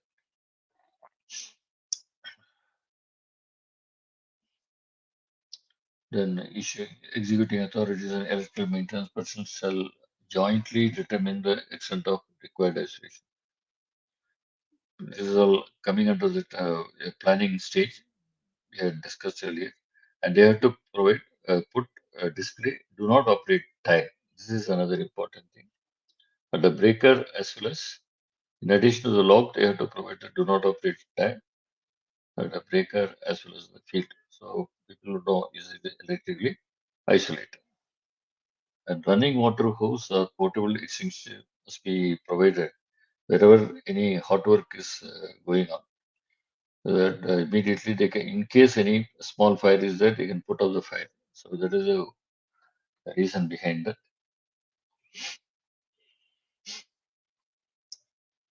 Then this continuous explanatory note continues. Equipment blinded, disconnected, closed, isolated, wedge open. Wedging is this is all part of the isolation of the blinding. Already I explained. And wedging is uh, done mostly for steaming purpose. They provide some welding rod or small metal piece in between the flanges, where the flange remains slightly open, and because during steaming the steam has to come out to purge out the gases. Some vessels they may not have this facility, so this uh, uh, method is adopted. This is called wedging. So once steaming is done, afterwards they keep it for some time that allow it to cool. Then they take the gas test. If there is no gas, then they take out the wedge and put the blind. It is the procedure. Then equipment properly drained or depressurized. Equipment under pressure should be depressurized after isolation, obviously, and they should be followed by draining, purging, water flushing, etc. So you can do any of the methods. Generally, they do after draining and purging, they do the steaming. Some places they use the nitrogen also, and water flushing also is done if required. But the water flushing, when it is done, it has to go from bottom to top. Don't try to go from top to bottom, because it will just come out and it will not remove. Some pockets of gases may remain. Similarly, during steaming, it has to be from top to bottom rather than bottom to top. Bottom to top is not should not be used. Because while going, condensate will be there, it will start hammering. The two-phase flow will be there. So that's why top to bottom, and the condensate has to be removed or drained continuously. That is how it is. All low point drains should be in the unplugged condition, so that there is no condensate formation. Equipment properly steamed or purged. Purging of equipment is I already explained now. And all high point vents should be unplugged while purging. Should be done in a systematic manner to cover the entire equipment or plant continued till the concentration of toxic or flammable gas is lowered to allowable level. So, as I said, after steaming, it should be stopped, and they have to cool it down, then take the gas test. Then only it will give the correct value. So that's why it is important. Then equipment, water flush. So water flushing is effective means of cooling or cleaning. But where it is allowed or accepted, that time there only you can do this, not all the places, and it may not be possible also because by water flushing it increases the weight of the pipe and all these other aspects are there. So selective places where it is advised that it has to be done is also employed to remove traces of acids or chemicals or pyrophoric. Because pyrophoric is important because during water flushing, pyrophoric material becomes wet with water, so it loses its capacity to burn. So that's the thing. So along with to remove the pyrophoric material, nowadays they use potassium permanganate solution also. That also is very effective here. Metallurgy must be considered before using. This I already explained because if any saline water is there, it can affect the material. So these things considerations have to be uh, checked in advance. Then gas or oxygen deficiency test. Gas test includes measurement of hydrocarbons by explosimeter, oxygen deficiency by oxygen meter, and toxic gases by hydrogen sulfide, carbon monoxide, nickel, carbonyl, and chlorine, etc. Nowadays, meters are composite meters that can detect gas, oxygen, all those things. But for hydrogen, it's a different type of meters are used. And for nitrogen, you don't have meter per se because it cannot sense, meter cannot sense. But from the amount of oxygen concentration, one can easily reduce what is the nitrogen available. That is how it is done. Then techniques like indicator tube method, these are all used for these gases. Measurement of lead in air is required for entering tanks, which in the olden days we used to use tetraethyl lead. Nowadays it is banned. It is not used anywhere. But still, some places may be using lead because lead causes senility. So it is not acceptable this one material. So there you have to take adequate precautions or protect your equipment. Shield against sparks provided. Hardworks like welding, grinding, etc. generates a spark which can provide a source of ignition. So here what happens? People use brass hammer, so that doesn't give spark. If you use iron hammer, it gives spark. So brass hammers normally they don't, or uh, there are special hammers available which they don't generate spark. That is also there. And next is the proper ventilation uh, and lighting provided. This I already told. Ventilation and lighting, both, especially in the confined space, not exceeding 24 volt. Proper means of exit provided.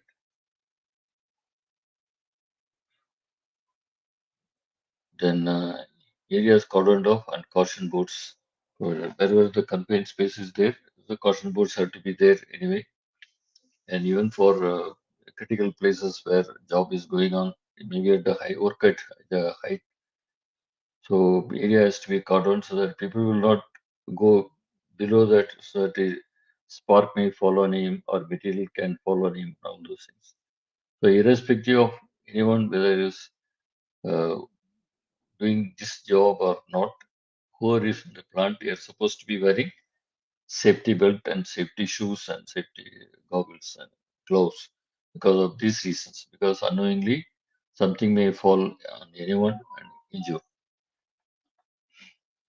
And for radiography in progress, that yellow radiography signal has to be displayed at several places and with caution, radiography in progress. Next is portable equipment or hose nozzles properly grounded. Why it is required? Because due to the static electricity, this problem can arise. So that's why ground hose nozzles properly grounded. All of you must have seen the petrol pumps or filling up petrol. They use the nozzle that is having the wire, that is the grounding material, because to prevent static electricity. Then maintain a standby person for entry to confined space. I already explained earlier. You can use a walkie-talkie, distress meter, diesel, torch, etc. for communication. Standby personnel provided for fire watch from process maintenance contractor fire department. Depending on the criticality of the job, work permit issuer shall decide the type of standby to be provided. It can be a normal person who does know much, or a very experienced person who knows the job, who knows how to communicate. So depending on the criticality, this safety watch can be provided. Then iron sulfide removal. This iron sulfide is nothing but a periphery kept wet. So I told earlier. Once it is taken out from the column or vessel or pipe, just keep it wet. As long as it's wet, it is not going to burn or give you problems. Then clearance obtained for excavation road cutting. We had discussed earlier.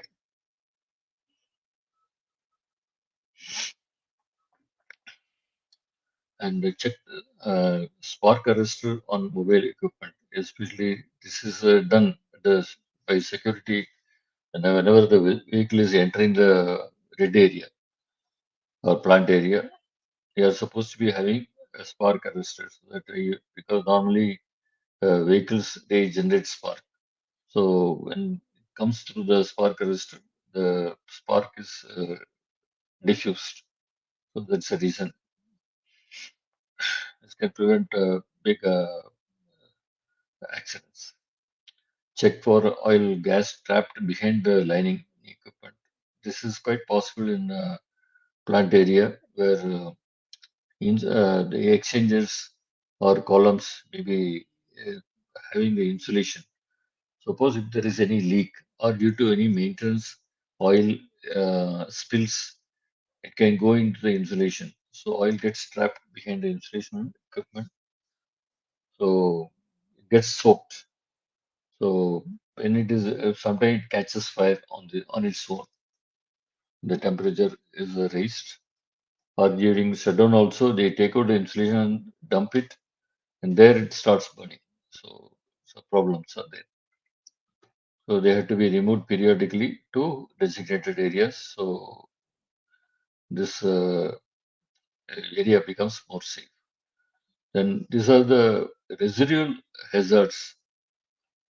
Uh, After doing that decontamination, removing all those things, still there are some problems. So this is a lack of oxygen, H2S, and toxic gases. Unknowingly, they may be present or trapped areas. They may release, can create problems, or combustible gases, corrosive chemicals, steam condensate, pyrophoric ion, and high humidity. So that is why the decontamination process has to be more thorough in this to avoid this sort of problems. What are the protective measures? There are several things. One is the protective clothing, hearing. For hearing, you use earmuff, safety harness, fall arrestor. All these things we have discussed earlier. Eye protection, goggle, normal goggle, transparent, or cobalt spectacle. The welders use this because the spark is so bright, it can damage his eye. That's why. Then face shield uh, for head safety helmet, leg safety shoe. That you use leather or rubber varieties. Rubber shoes are used for chemical or electrical. This one, and polyurethane also is used. Hand gloves. Here also varieties are there. cotton, rubber, leather, like that. Then respirator, BA set, breathing air set. This is normal air because utility department supplies the air. From there, at designated locations, you have BA set. That is one. SCABA is it is in the cylinder, so you can take it to the spot and do it. Two types are there. Then fire equipment standby. Then cover with fire retarding tarpaulin because nowadays fire retardant materials are available. So for sewers and drains and anything, you can use that. Or even for hot work also, you can use this fire retardant tarpaulin so that inside the if a welder is doing grinding or welding, the spark they get caught in the cloth. So the spark doesn't come out of the space. Then crane with the basket standby. This is to for rescue. For this normally is done for emergencies or shutdowns. Then keep manways open so that air is freely going inside. And keep a standby person. The duties of standby person I told earlier. And area barricade and housekeeping, remove flammable combustible material, and this also it helps removal of this things. People prevent falling also, tripping and falling also is avoided by this. Then allow minimum requirement of number of persons inside the confined space, because in case any uh, problem is there, they have to immediately come out. If more people are there,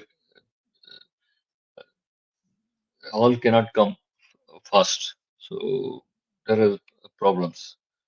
In many, not in the plant area, many years before in Kudipinar, this sort of incident happened.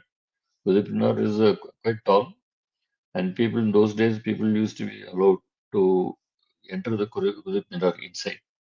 There was a long series of circling steps. That time there was a power failure. So it became so dark. I think more than 30, 40 people were inside at that time. People were panicky because they didn't know what to do. Everybody tried to come down. So the bargain, what happened? Everyone fell one above the other, and the 25 people died in that. So because due to the panic. So that is a problem with the this sort of arrangements.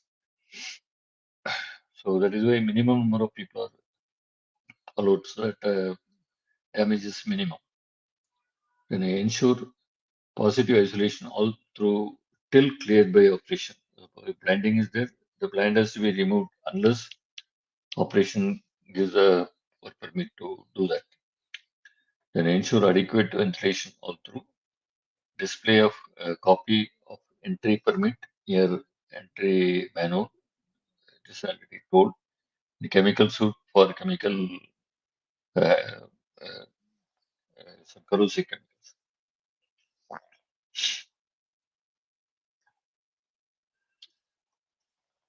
Now, what are the duties of permit issuer or responsibilities of permit issuer? Inspecting work area, identifying hazards, defining safety precautions, observing principles of safe working practices, creating work permit conditions, reviewing work permit accepted, work with the permit accepted, and issuing work permit and implementing handback procedure. So all these things we had discussed earlier. Similarly, permit receiver's responsibilities. He has to understand the work procedure and understand the potential hazard and safety precautions, accepting the safe work permit, observing permit conditions, and complying with the handback procedure. That is a closeout. He has to do it along with the issuer. Then site representative's responsibilities are he shall be the Site representative shall be the site manager or delegate. If the site is unmanned, it may be by the permit issuer.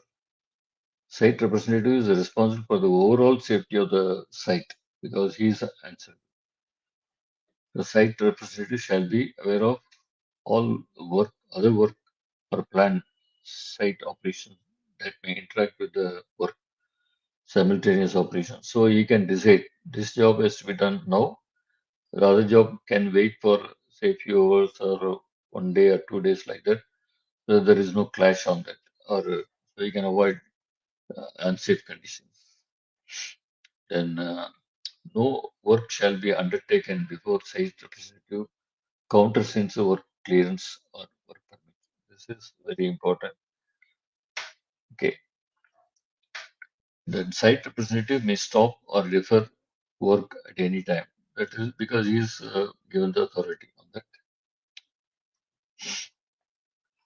Even though it is planned, he may decide to stop it because he knows other jobs will be there critical, so he can afford to wait for this.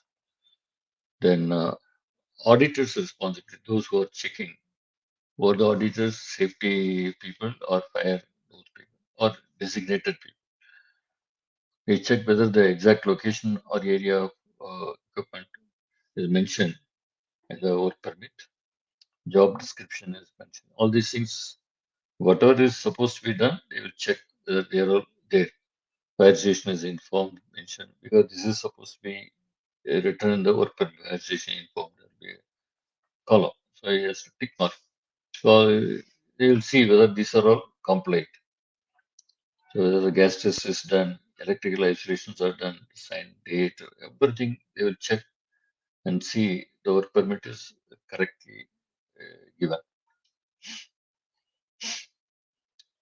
And training. This is important because without training, people cannot function safely.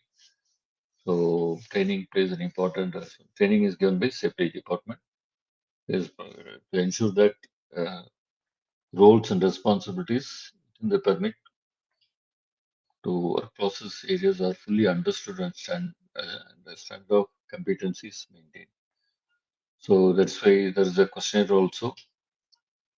So after the training is given, they have to undergo a test to ensure that the competency is maintained. If any gaps are there, they may go for retraining. And once the training is given for a stipulated period is valid again, so those people will have to come for a refresher training. That is also there. So that is how the quality of the this one people is maintained. So for initial training, general training is given to employees and contractors. Mandatory training for employees, plant specific training for employees. Either it is done by classroom or on the job training also is possible. And refresher training, which is, and the training records have to be uh, documented. Have to be preserved so that we will know who has undergone training, who is yet to do. They can schedule. So candidates are required to successfully complete the following classroom courses. This is all listed out. For issuer, hazard recognition and control, lockout, tagout, confined space entry, and gas testing. They have to undergo this. And for receiver, hazard recognition and control, lockout, tagout, and confined space entry. And for designated representative, hazard recognition and control, lockout, tagout, confined space, gas testing program, work permit course. So it's all clearly defined. Now this is the flow path for work permit. This one. Uh, Prevent the job to the extent possible. That is how it is given. If you can prevent it, okay, there is no issue on that, no unsafe activity. So that is the best thing. Otherwise, you go to prepare. Is already explained here. Prevention is better than cure. All dangerous work should be reduced or eliminated as far as possible. Then there is no problem at all. and plan. Uh, Prepare and plan. Prepare the area, do the planning and all those things. Here it comes. Then permit. You should create the permit from the work order or job card. So preparation also is done in the normally in the night shift, so that the morning shift easily can issue the permit just after checking. That is why it is all followed to avoid delays, because contractors are they can start the job as soon as they come. Otherwise, they will be waiting. That's the reason. And once they wait, the jobs will not be completed within the time, so it may extend for the next day sometimes. So avoid these problems. So the bargain, what happened? The equipment is not available to operation. This is another thing. So both ways it is not beneficial. That's why they do like this. Then, while creating the permit, identify the specific job hazards and precautions needed. Yeah, job safety analysis. And special class of precaution is the use of personal protective equipment. The PP is there to wear. Issue the work permit and commence the work in the field. Monitor the job safely. After work completion, restore the conditions. Close the work permit, restore the conditions. Pack up all the tools and temporary equipment. So maintenance or contractor will take over, clear the area. After all the work is complete, audit, review, and process information from the permit system. You review the extent of job done, then carry on with your process. This is the flow path for the work permit system. Now, uh, this is next thing is about the uh, risk assessment, which we were telling. This is the called hazard identification and risk assessment. Shortly speaking, it is called a HIRA. This is now followed in many places. Hazard identification is a procedure in which all the hazards related to a job are identified and then a risk assessment is carried out. So as a team, they do it. It is carried out in such a way that managed by the using the appropriate mitigation factors. The steps to make the HERA are as follows. Identify the job to be done. Split the job to be done into smaller parts or uh, subparts. Identify all the hazards for all the subparts of the job to be performed. From the hazard, so once you split it, you will know threadbare where are the actual small hidden hazards. So you will easily identify. That is the uh, methodology. From the hazards mentioned above, make a list of all the consequences. Now define the probability and severity of these things. So based on that, you can take the corrective precautionary measures. The right side, if you see the hierarchy of controls, the PPE, there is a triangle. Okay, either you can do the elimination, which we said earlier. It is the best physically remove the hazard. Second is you can substitute with some or replace with something that you can effect is less. Still, you can do the isolate people from the hazard. This is coming under the engineering control. That uh, the injury to the people is minimized. Then administrative controls are you change the way people work. You can change the this one. SOPs you can modify and all those things. So this is coming under behavioral safety aspect. Then PPE you have to enforce all people to wear PPEs. So this is though it is least effective, but it easy to implement. So and very effective also. So that's why the gradation is given least effective to most effective. So though it is least effective, but it is easy to implement. So people have to follow this. Other things will automatically follow suit. So this is the risk matrix actually. This is the probability on the left side where it is ranging from rare to very likely. And this one uh, marks are also given for this. For rare, it is 1. And for very likely, it is 5. So it is varying from 1 to 5 or 5 to 25. And where it is likely, whether it is negligible or slight effect is severity negligible or slight or moderate or high or very high.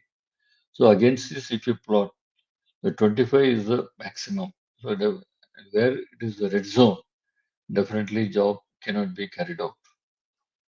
And yellow zone is allowed. Okay, it's all right, but under certain controls. So it is given here. The green one, there no risk also. So green, yellow, and red. So green is a low risk area. Yellow is medium risk, and red is high risk. For low risk jobs, no major precautions are needed to be taken. For moderate risk jobs, take precautions so that risk gets reduced. So you have to take precautions. And for high risk jobs, do approach higher level authorities and discuss the risk before proceeding with the job. So don't proceed with this if you are in the high risk range. Always take approvals from higher authorities for doing high risk jobs. This is very important. The next is HITRA. This is the later is a continuation of HIRA. Here it is a task risk assessment. Hazard identification and task risk assessment. HITRA is a structured process to identify the hazards and specify actions to mitigate these hazards for a work activity or task. So this is very specific on that. So this is a procedure is the former team identify permit is more or less like risk assessment, but slightly more focused. Identify the permit covered tasks and task hazards. Identify hazard effects. Determine the probabilities and initial risk level. Identify control measures and mitigations. Determine the residual risk, which we said earlier. And specification of work monitoring requirements. Obtain approvals and improvement control measures. Workforce acceptance, additions or any changes are there. Use a previously developed HITRA for reference. So by this procedure, you'll be really attacking the identifying and attacking the problem. So it is more effective. So this is a later arrangement now. Now there are these are the samples of work permit. Okay, this is about the cold work permit. These are all the samples is for reference only. So each company follows their own formats. So I'm giving this only as a reference. And OISD also gives a lot of permits, this one, samples. And this is more in detail work permit. This covers many aspects on that.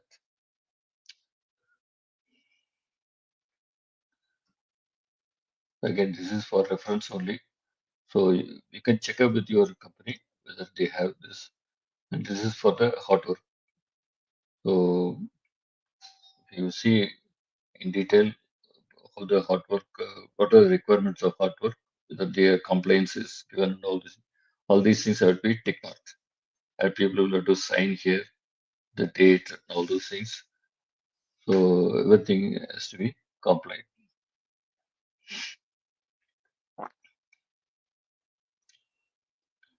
So again, this is for reference only, and this is the sample for confined space entry. So here, whatever we had discussed, all these things are available here. He has to write yes or no. If it is no, then questions will come. Why it is no? What are the actions taken to correct it? All these things will be part of that. And this is again this confined space plus outdoor print. This is a composite. Okay. Now there are two case studies. This particular one is a work permit. The other one is a simultaneous operation. Uh, Most of you must have heard of Piper Alpha disaster incident, which happened on 6th July 1988. And this happened on a oil rig in North Sea, uh, closer to Scotland. 226 people are working at that time, out of which, after the accident, only 61 people survived. All the others they died in that accident just because of the work permit. This one. So, a lot of studies had been done that time later on, and these are the major findings. Failure of the permit to work system, that is work permit system. No formal handover between ships, and safety policies, procedures not followed. No drill or exercises to test emergencies. No training on disaster management. Failure to conduct adequate risk assessment. So, though there are so many reasons, main thing is started with the work permit, failure of the work permit system. So, if you see, the two separate work permits were issued, one for the pump and another for the relief valve. They removed the relief valve. One pump went out of service. So they removed the relief valve for the pump. The relief valve is provided as per the design. Okay. And the person who did it, he removed the relief valve. He put the end blinds on both sides, but he didn't. He did only hand tight. He didn't tight it with the wrench.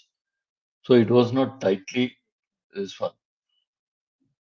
So the operation did not know the removal of the RV because the permit was not known to them. Someone else has issued, and they had the habit of throwing the work permit. A lot of studies happened, and the work permit system procedure or discipline was totally in shambles at that time. They did not, no one wanted to follow the work permit procedure. So the end blinds were only hand tied. The work permit to work system was often not implemented or followed according to procedure. The procedure was knowingly or flagrantly disregarded. They did not obey the work permit procedure or discipline. For example, omissions were common. They never used to sign it or don't do the tick mark, gas test done, that is not. All these things. So without, they used to fill up the form and throw it just for information. So that respect to work permit was totally ignored. So the operation representatives often did not inspect the job site because operation they had the responsibility to question. They also did not question because everybody took it lightly. Things were going normal, no mishap. So they did not inspect the job site. So this is why earlier we said before issuing a work permit, job site has to be inspected. This was not done by the operation. So before suspending the permit at the end of the shift or closing the permit, indicating the work has been completed. That is, after closing, before closure of the permit, they should have gone to the spot and checked whether the things are normal. This one, they did not check. Then craft supervisors often left the work permits on the control room desk at the end of the shift without informing the operation, just like that. So rather than personally returning them to the responsible operations representative as required, they should have told, and due to it was not followed. The management did not independently review the operation of the PTW system. Management also has got the top management also has got a responsibility and periodically check whether the permit system is not only permit system, the safety is followed correctly or not. They have the responsibility that they uh, failed in that. And the diesel powered fire pumps had been placed on manual control mode. That is due to some difficulties. They had the habit of keeping the fire pump. It's auto mode.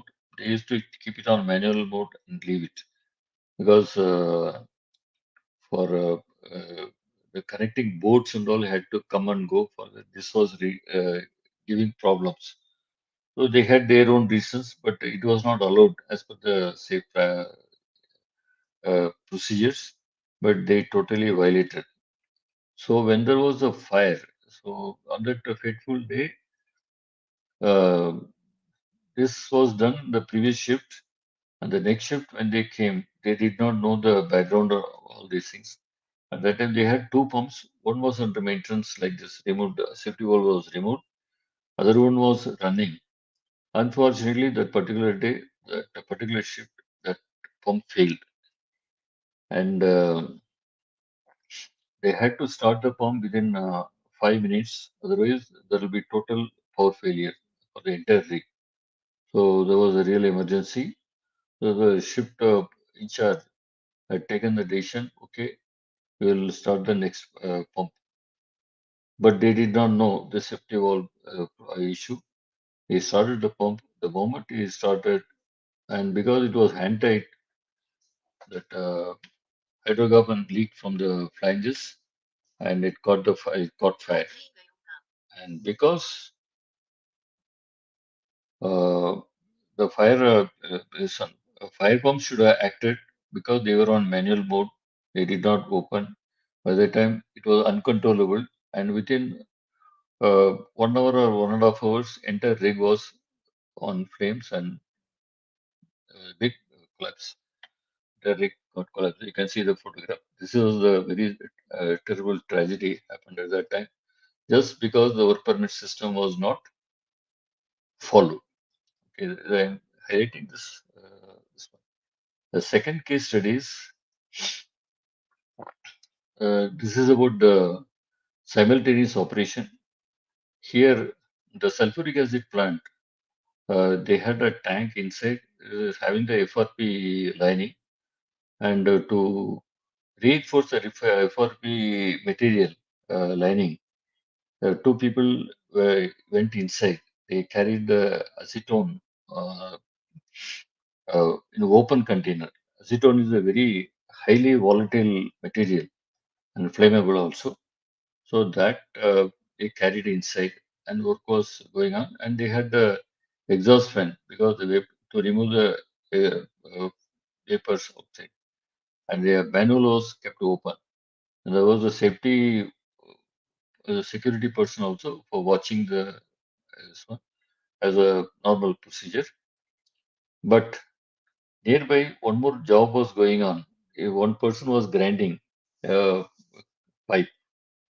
When he was grinding, sparks came and fell through the manhole and went into the acetone.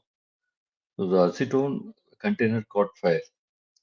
So they could not escape. And somehow, by the time they were out, one person died. That was a fatal incident. Other person had a severe injury. Why? And not only that, because the exhaust fan was running, it carried the flames. So the nearby areas caught fire, and there was a major emergency, and the plant had to be shut down.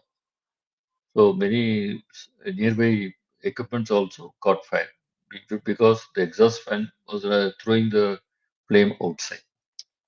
So this was the scenario. This was the accident.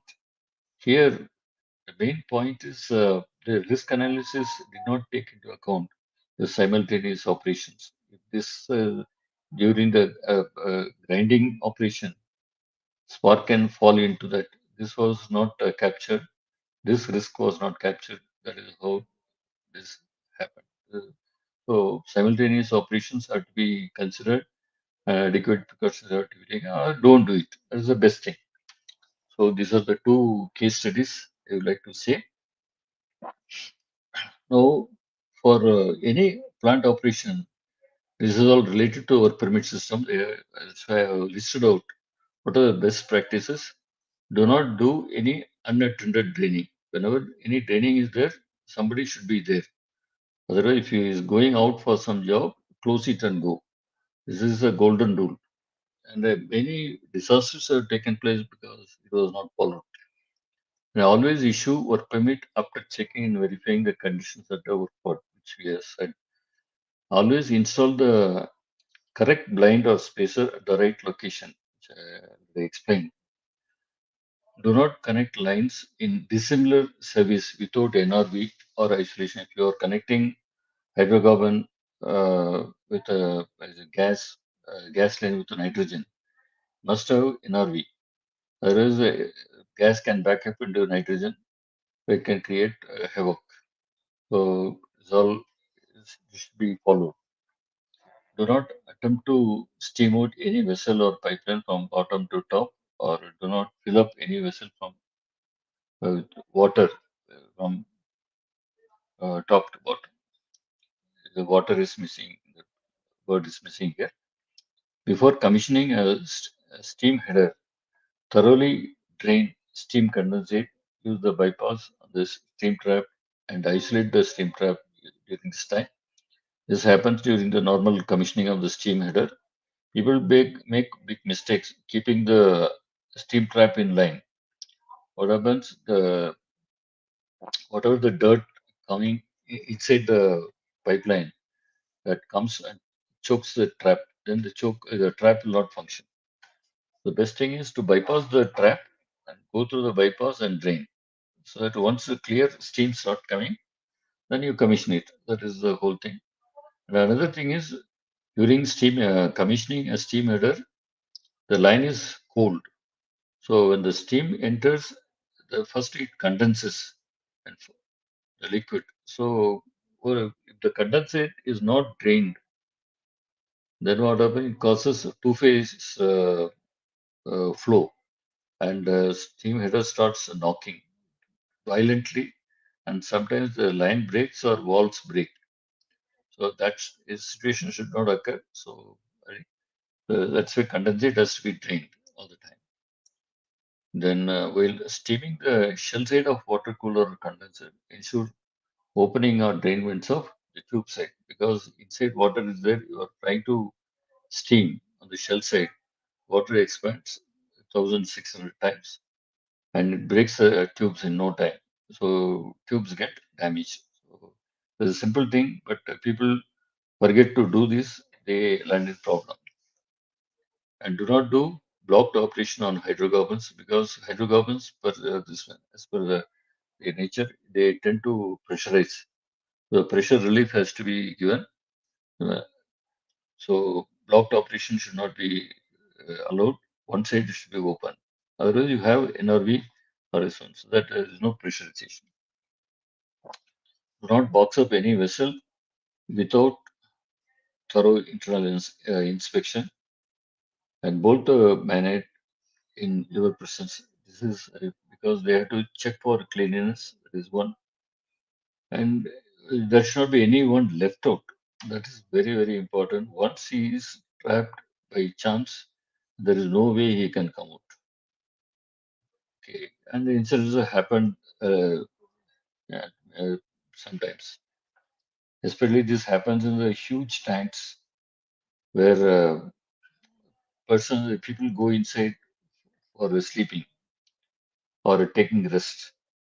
So if during box up time, if somebody is not careful, they will remain there and they cannot come out. That's a problem. Physically check and ensure that the installation of NRV flow of his plate, etc., are in the right direction. If it is not done, then sometimes plant may have to be shut down to correct it. It will be a very costly affair, so it should be avoided. Do not attempt to control or correct any emergency without informing the control room. Ensure adequate safety precautions. Without informing control room, don't try to do any corrective measure because no one will know, and they will say something is going wrong and he will try to correct. So there will be a total confusion or chaos. So it can create further emergencies. Always remember, a cold work is as important as hot work, which I already told, and treat it with due respect. So finally, we have come to the work permit system. This one, many accidents have occurred due to lack of work permit or non-observance of its consigned safety measures. The safe work permit is useful for safety of persons in charge of the work, safety of persons in charge of the process, the risk management of the process and equipment. It is not one more administrative paper. So it is a real document and a valuable document. It has to be respected and obeyed. So fill in and follow correctly the work permit because it could save your life and others. Thank you.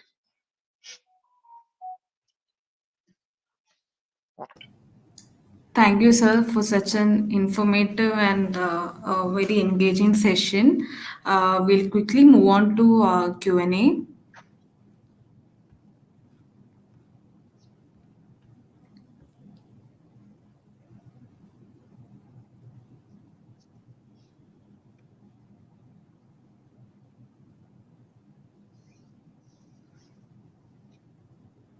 First question is, in job safety analysis, as per DSS standard, PWT is ancillary tool. Number of PTWs are not restricted, whereas PTW per OSHA hazard are evaluated in prior and complied. Why? I didn't understand the question. Can you display it? I will be able to answer. Understand. Okay, okay, I'll try to display it.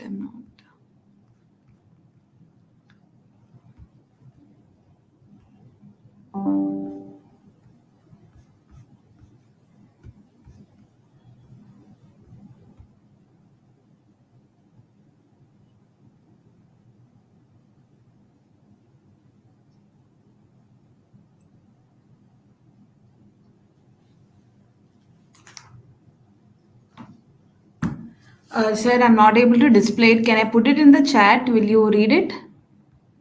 Only go to chat. Yeah, Uh, okay. In full screen mode, uh, new private full screen.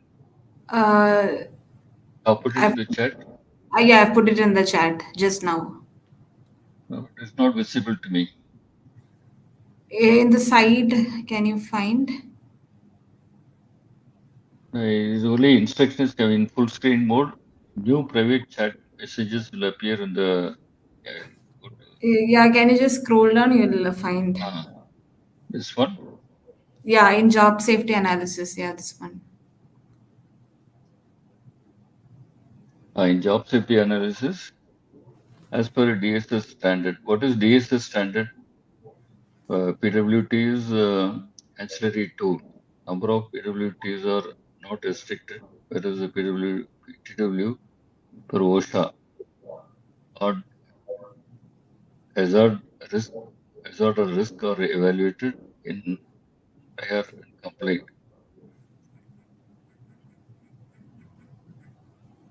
So I don't know what DSS standard, what he's meaning.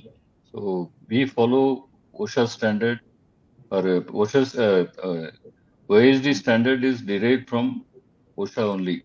Okay, we have our own standards. We follow that.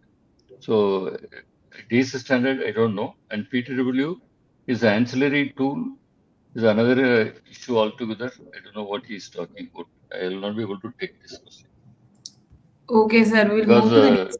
Yeah. PTW is a standard document that cannot be not restricted because the this one Piper Alpha case is a very clearly issued. Two permits were separately issued. That is why they landed in problem. So here he is talking about a number of PTWs are not restricted. I don't know from where it has come. So it is totally contradictory to OSHA some OISD requirement. Oh, okay, sir. We'll move to the next question. Yeah. Is it required to issue fresh permit after 2 hours of emergency normalization scenario or revalidate the existing permit? You have to evaluate the pyramid. I had explained in the presentation also. If any emergency is there for more than 2 hours, it has to be re-evaluated and issue the permit. Same permit can be issued, but after rechecking.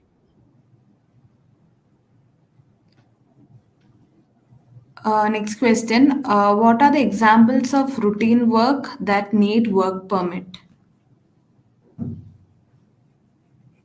What are the examples of Routine work that need work permit. routine work? Normally, you don't need. In fact, I had explained also the normal operation jobs. They don't need, especially operational people. They don't take any work permit because there is then it becomes entirely difficult. So that is why exceptions are given unless they do any critical job. That is very very rare. In that case, a shift engineer issues the permit and uh, this one shift superintendent signs depending on the criticality or even the production manager whoever it is. They take it like that. So, but that is done under supervision on very special occasions or circumstances, not otherwise. Okay, sir. Next question. Random threatening condition in the confined space is H2S poisoning or oxygen deficiency. So it depends. If HTS happens to be more, naturally it becomes more this one. But oxygen, due to the because H2S is there, oxygen automatically will be less only, definitely. So it is uh, uh, both are going together here.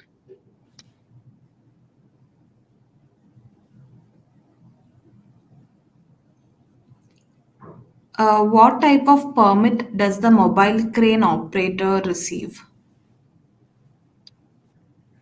For crane operations, separate work permit is there. There are a number of things he has to comply.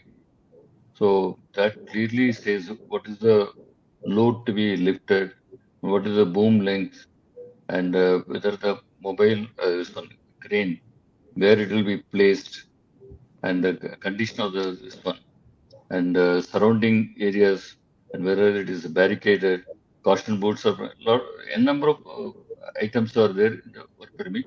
All these things have to be complied in toto. There is no exceptions on that.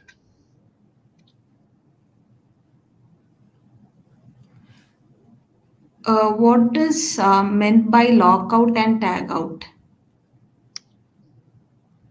Lockout means you are providing a lock there, and for doing any job, you have to uh, suppose I am a maintenance engineer. I am doing the job on a pump.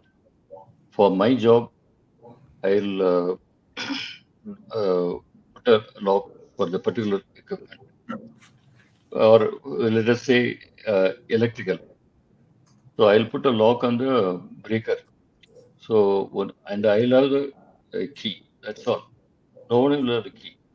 So unless I complete it, I will not open it. So and I put a tag also there. So do not operate. So after the completion of the job, I remove the lock and I take out the tag. This is how it is working. And same thing goes for other streams also, instrumentation, um, maintenance, mechanical maintenance, and even operations also. They do the same methodology. But finally, operation only will be able to complete that because the for permit closure will be through operations only. So after that only they will go for commissioning. So this is how the system works. There's an elaborate procedure on that, and if they have defined how it works. I have told in a short this one, but elaborately it is explained. In it depends on the company how they have derived. Next question. What is dike cutting? Like I was explaining, in a tank, a large tank, there's a, uh boundary wall. The boundary wall is especially that is called a dike anyway.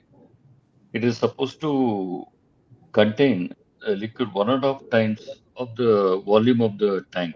In case if it leaks, that material will not go out of that because it will be within the boundary. The 1.5 times is as per the design anyway, 1.4 or 1.5 times. Okay. So even if by chance also liquid will not go to open area, it can cause fire or other environmental aspects. So that is why it is that. Suppose if the dike is to be broken for some uh, maintenance jobs, or they want to insert some pipe, this and that. So that time dike wall will have to be broken. Of course, they will rebuild it, but during that time, if the tank leaks, then there is every chance hydrocarbon can come to the open area and cause the problem. This is the thing. Next question. Can you explain the term ground level in reference work at height 2 meter above? Ground level is where people are normally working, where the pumps are located. This is normal. From there, it is 2 meters.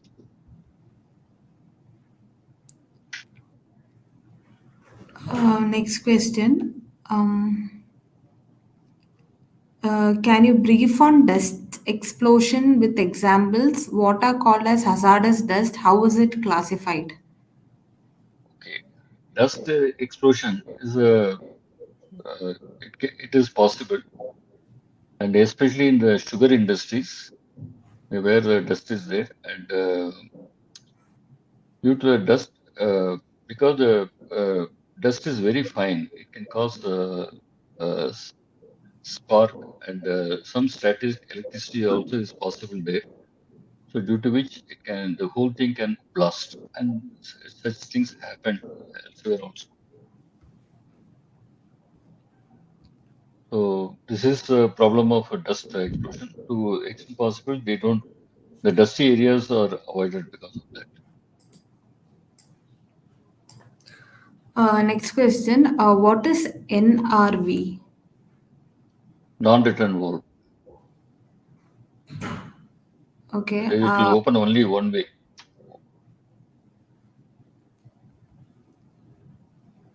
I'll move to the next question, sir. Yeah.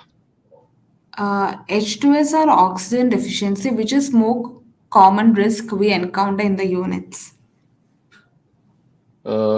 In your oil refinery, especially in where the uh, sulfur or H2S problems are there, you encounter more of H2S. Oxygen deficiency normally happens in the vessels only, okay, where there is a confined space area. Whereas the H2S is overall throughout the plant, you will see.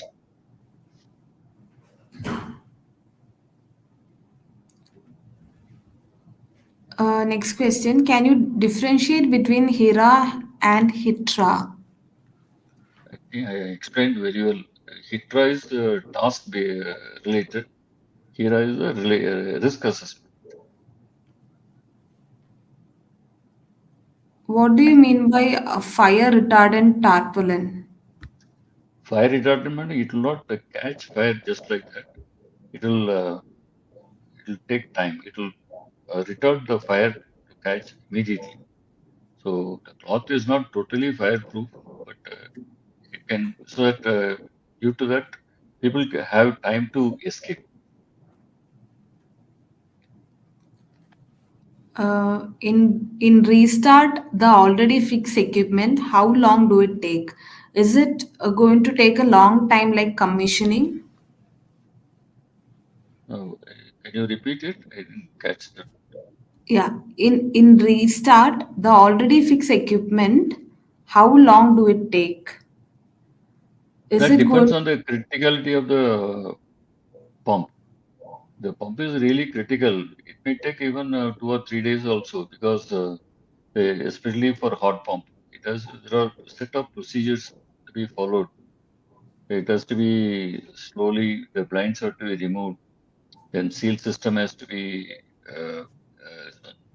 integrity of the system has to be checked, and mechanical seal and uh, cold alignment, then hot alignment. For hot alignment, you have to take the material to the pump, slowly warm up. That procedure itself is time taking, and slowly after it is warmed up, then you have to see the conditions, and then you take it. So this whole procedure may take easily 1 or up to 2 days for critical pumps. For non-critical cold pumps, probably you may be able to start within 2 or 3 hours. Depends. And for very light hydrocarbon pumps also, one can have problem because that can cause vapor lock. So in that condition, the vapor lock has to be removed. So that has to be identified with the operation people only, and remove the vapor lock and come out and start. So it depends. The material can be so cool that so they may take time to get rid of the vapor lock. So depending on the pump, yes, Can you differentiate LEL and UEL? Is both different? definitely they are different. In fact, the this one is displayed also.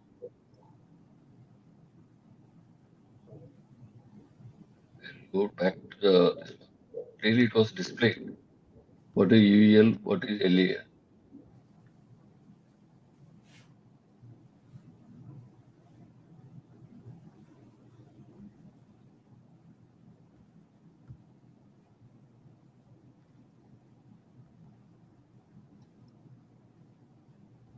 See, LEL is lower explosive limit, the minimum concentration of vapor to propagate or ignite a flame. UEL is upper explosive limit, the maximum vapor to air concentration above which propagation of flame will not ignite. The clear differences are there. The examples are also given, UEL and okay. So I had given the table also. If you see, the examples are also given. Okay. Now I'll go back. Yeah, but I'm not able to see your this one questions. I'll read the next question, sir. Yeah. Um,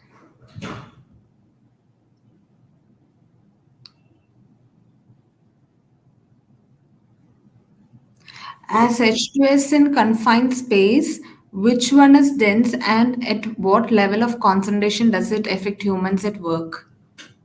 Which one? H2S and H2S, I think you mentioned H2S only as H2S in confined space, which is dense. hey, which is dense means there is be another one. No, then only Yeah, one comparison will second. come. I'll just copy paste the question.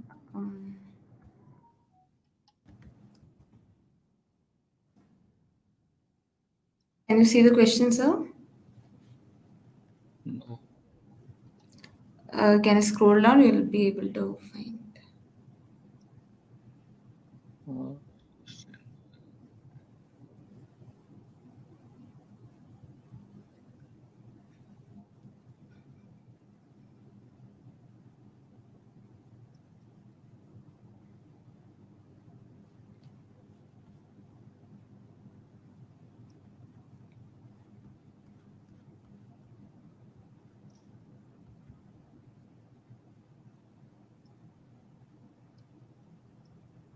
In H2S, in convenience, which one is dense? I think part of the question, this one is statement is missing. As Yeah, H2S, part of the statement is missing. That is why. yeah, So there has to be comparison, no, here. Here yeah. only he's I talking. can't find what he was comparing to. So,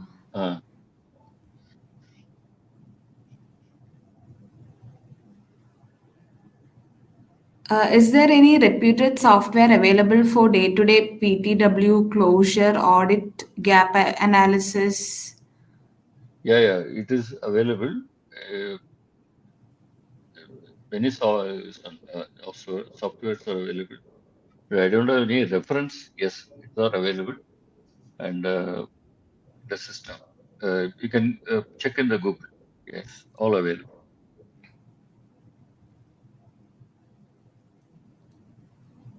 I think that's all for the questions. Okay. We have addressed all the questions. Only that question, the partly statement, that question about the HTS, it is already there in the table. You can check in the. So he is asking me which is the dense and all those things. It is already there anyway. Okay. Uh, The question is half, so difficult to find out what he is wants to. Dense means compared to what? That is what. Okay. Anyway, we'll. I think we'll close it. okay, sir. We'll close the session for today. Thank you everyone for participating, and thank you, sir, for giving such a detailed session and also like clearing all the doubts. You'll have the assessment for this module on Monday from 6 to 6:30 p.m. IST, and we won't be giving any reassessment. So it's a one-time chance for you to pass the exam. So that's all. Thank you everyone for joining. Thank you, sir. We'll end today's Uh, session. thank you all the participants. Thank you, madam, for giving this opportunity. Thank you. Thank you, everyone.